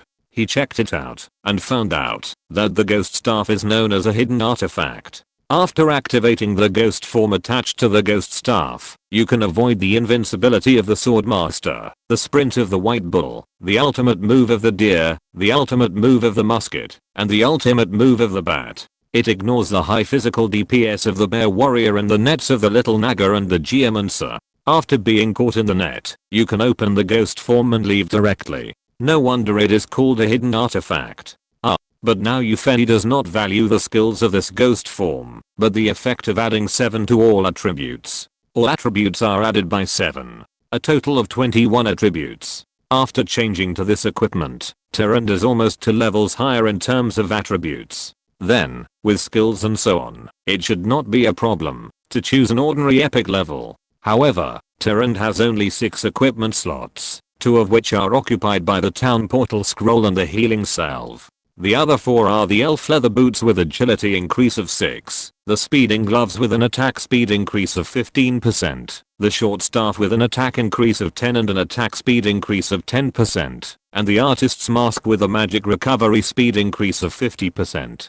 Among these 4 equipment, the speeding gloves and the short staff cannot be replaced, so you can only choose between the elf leather boots and the artist's mask. Agility is Tyrann's main attribute, and the elf leather boots can also be upgraded to the blade of alacrity, and the 50% increase in the magic recovery speed of the artist's mask is very important, but the 7 points of intelligence added after equipping the ghost scepter can also increase the magic recovery speed. In this case, replace the artist's mask and equip the ghost scepter. It just so happened that after Tyrann used the scroll of return, an equipment slot was freed up, so let Tyrann directly equip the ghost staff. After returning to the base, replace the artist mask and buy another scroll of return. As for the replaced artist mask, selling it back to the miracle ancient tree can only get 50% of the energy spent when purchasing it. It is better to store it in the life space and equip it to the second hero after he comes out. After thinking it over, Eupheli paid attention to what the Night Elves found in the Tree Demon tribe. There are a few boxes again. I think it's some gold coins, magic crystals or something. I just don't know how much energy can be converted. Order Avril and several archers to open the box. Sure enough, there are gold coins and magic crystals inside. After a scan, a prompt appeared in Eupheli's mind. Found 55,000 units of mined gold. Do you want to convert it? Found 350 second level energy crystals, which can convert 1750 energy. Do you want to convert it? Found 120 level 3 energy crystals, which can be converted into 2400 energy values. Do you want to convert them? Found 35 level 4 energy crystals, which can be converted into 3500 energy values. Do you want to convert them? Found 12 level 5 energy crystals, which can be converted into 4800 energy values. Do you want to convert them? Found 3 level 6 energy crystals, which can be converted into 6000 energy values. Do you want to convert them? Fortune, fortune, fortune, fortune. These gold coins plus energy crystals, that is, magic crystals, can be converted into a total of. Eupheli calculated in his mind for a long time and came up with a number that made him suffocate. A full 23,950 units of energy. Adding the remaining 2363 units of energy and the 1800 units of energy obtained by absorbing moonlight energy tonight, the energy he now has reached 28,113 units. This is less than 4,000 units away from the 32,000 units of energy required to upgrade to the ancient tree. How can Eupheli not be excited? However, except for the 1800 units of energy every night, he now has no other stable energy income. Even if we barely upgrade to the ancient tree, there is no extra energy to build new buildings and research technology. In this case, it is better to convert these energies into combat power so that the journey to explore new energy points will be smoother. The elves collected wood all night, and the total amount of wood has been restored to 4650. In this case, we can consider expanding the army. The team led by Tyrann has been generally upgraded to the elite level. It is time to train the second echelon. But before that, we have to build 1 or 2 moon wells first, otherwise the idle 40 population is really not enough. While letting Tyrann lead the forest wolves and night elves back to the base, Eupheli also started to build moon wells. This time, Eupheli selected 2 elves from the wood collecting elves and started to build 2 moon wells at the same time. The 2 moon wells consumed 3600 units of energy and 800 units of wood, making the population 90/210. There are 120 more units of population. I have to think about what kind of soldiers to train. Now there are 3 types of soldiers available for training: archers, huntresses, and glaive throwers. Glaive throwers are generally only used when attacking buildings. Well, they can also be used to create chaos. Eupheli thought of the role played by glaive throwers in the battle between wolfhounds and human tribes. In this case, the existing 4 ordinary glaive throwers and 1 elite glaive thrower are enough for the time being. The main thing is to train archers and huntresses. After the archers form a certain scale, the overwhelming rain of arrows will definitely be the enemy's nightmare. Although the huntress seems to have a lot more health points than the archer, the armor is thicker, and the attack distance is very short, which is not as good as the output ability of the archer. However, after upgrading to the ancient tree, the huntress is completely different. at TODAY apostrophe S 3rd chapter 555. I'm so tired of typing. The 4th chapter will have to wait until the evening. Hongchen will go to Sanjiang the day after tomorrow. Along the way, everyone's support has always been the driving force for Hongchen to move forward. Of course, there is also the guidance of my editor Lan Jingling. For example, some of the previous chapter review issues were solved by Lan Jingling, so that everyone can see the update. Thank you Lan Jingling. Thanks to Duyui plus Zinu 1888 starting coins, ended 588 starting coins, Yang Hangdi Xingchen 588 starting coins, and Zuiyu Xingyan 100 starting coins. Also, congratulations to the birth of the first deacon of this book. The first deacon, ended. Chapter 50, all elite troops and the second echelon. After Yufei upgrades to the ancient tree, he can research the Huntress Sentinel and Moonblade abilities. With these two abilities, the Huntress's reconnaissance ability and lethality will be greatly improved. Sentinel can summon an owl for reconnaissance. The owl cannot move, cannot be attacked, and can see invisible units. Requires research Sentinel, not met. Moonblade allows the Huntress to ricochet damage to more enemy units. Requires research Moonblade, not met. With the Sentinel ability, Yufei can spread eyes over a large area and monitor a large area around. In this way, there will be no embarrassing things like the tree demon attack, where the enemy has already hit the doorstep, and he only finds out. And the Moonblade is even more needless to say. Just think about the scene of countless Moonblades ricocheting in the enemy group. 10 Huntresses launch an attack, and in the best case, each enemy will be attacked 10 times. Just thinking about it makes me feel perverted. However, such AI things only exist in fantasy. Even if the Moonblade is studied, the effect of ricocheting 10 times will not be achieved. While Yufei was thinking about this, Tyrant had already brought the forest wolves and night elves back to the dense forest, where Yufei was. After so many things, it was already dawn. Yufei temporarily stopped the planning of training new soldiers, and looked at the forest wolves and night elves in front of him. First of all, the forest wolf team. All the original ordinary forest wolves have evolved into wild wolves, and the original 9 wild wolves have evolved to the level of terror wolves. As for the original forest wolf chief, the terror wolf, it was originally difficult to evolve, but Yufei let it devour the body of the tree demon high priest, so that it completed the evolution with difficulty, and still stood at the top of the pyramid of the forest wolf clan. Holy Giant Wolf, Special Unit Attack Type, Normal Attack Range, Melee Attack Speed, Fast Attack Power, Movement Speed, Fast Armor Type, Heavy Armor, HP, Mana, Skills, Holy Roar, sends out a shockwave with a huge roar. The shockwave impacts a distance of 60 meters. Enemies within the impact range receive low damage, and enter a dizzy state for 1 second. Consumes 150 magicka, and the casting interval is 1 minute. Holy Armor, increases defense by 100%, lasts for 30 seconds. Consumes 75 magicka, and the casting interval is 45 seconds. Critical Strike. This unit has a 35% chance of causing 2 times the basic damage to the enemy. Holy Combo. Performs 5 attacks quickly at an extremely fast speed. Consumes 150 mana. Casting interval 30 seconds. The existing 24 archers have all been upgraded to the elite level, 18 of which have obtained the Shadow Arrow skill, and the remaining 6 have obtained the powerful shooting skill. The output of 18 elite archers with Shadow Arrow skills can be comparable to that of 54 ordinary archers. The 6 elite archers with powerful shooting skills will be the nightmare of the enemy leader. The 10 female hunters have also been upgraded to the elite level, and their attributes in all aspects have been strengthened. However, the skills they have obtained have stunned Yufei. Huntress, level, elite attack type, normal attack range. 60 attack speed, fast attack power, movement speed, fast armor type, non-armor, health, abilities, sentinel, moonblade features, bounce. The Huntress can attack 2 targets at the same time. When attacking a target, if there are other units next to the target, it will automatically bounce to the other unit, causing damage to it. The Huntress's attack will lose 50% of its attack power each time it bounces.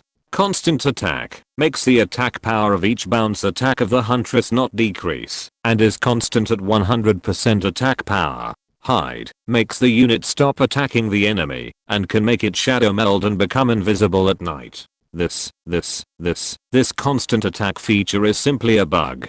Now the huntress's attack only bounces once, and you can already see the abnormality of this skill. One attack has two effects, which is simply a scattered version of a 100% chance of a critical hit. Of course, because of the scattered attacks, the total output is not as high as the critical hit, but it is also very abnormal. Moreover, when Ufeli upgrades to the ancient tree and studies the moonblade for the huntress, the ricochet attack can be ricocheted more than once. At that time, a huntress can be used as 4 or 5 output units. This constant attack is a bit unbalanced, right? However, it is my subordinates anyway. The more abnormal the strength, the more I like it. Now, all the Night Elves under Ufeli have entered the elite level, which can be said to be a direct upgrade of their strength. If this team fights against the team before the upgrade, it will definitely be a complete victory. As for Avril and Luna, they are also on the verge of the advanced elite level, and their respective skills have also been enhanced. Concussion shot consumes less mana, causes moderate damage to the target unit, slows down to 30%, and lasts for 15 seconds. The interval time is 30 seconds. Moonlight, the huntress gathers the energy of the moon and erects it to the ground, causing damage to an enemy unit and a short-term stun. Consumes less mana, causes less damage, and stuns for 2 seconds. The interval time is 20 seconds. All elite troops, including the Forest Wolf clan, are now at the lowest level of wild wolves. With such troops, there is no need to worry about the exploration journey being fruitless. While observing the brand new first echelon, Ufeli also considered the distribution of the arms to be trained for the second echelon. Now there are 24,513 units of energy, 3,850 units of wood, and 120 idle population left. Ufeli plans to train 30 archers as long-range output for the second echelon, which will cost 11,700 units of energy, 900 units of wood, and occupy 60 idle population. Then train 15 female hunters as medium and short-range output, which will cost 8,775 units of energy, 900 units of wood, and occupy 45 idle population. In this way, there are 4,038 units of energy, 2,050 units of wood and 15 idle population left. Although some units can still be trained, Ufeli thought about it and left 15 idle populations. He was considering collecting resources in the future. It would take quite some time for the Ancient of War to train so many units. Ufeli thought about it and decided to let Tyran change the artist mask. He spent 500 energy to buy a scroll to return to the city and then led the first echelon of units to the south. The 4th update. It's a little late, but you won't mind, right? Han Chen has a headache. I sat in front of the computer for 12 hours today. This chapter is the end of the first volume, so there is a lot of data. It's just a summary. Don't mind. The second volume will be published tomorrow. Thanks to Dewey plus Xinu for their 1888 Kidian coins, and Lost Temple for their 100 Kidian coins. Dewey plus Xinu are really generous. They gave 3 1888 Kidian coins in a row. Congratulations on the birth of the second deacon of this book. The second deacon Dewey plus Xinu has finished the first volume. Shouldn't you give more recommendations and rewards?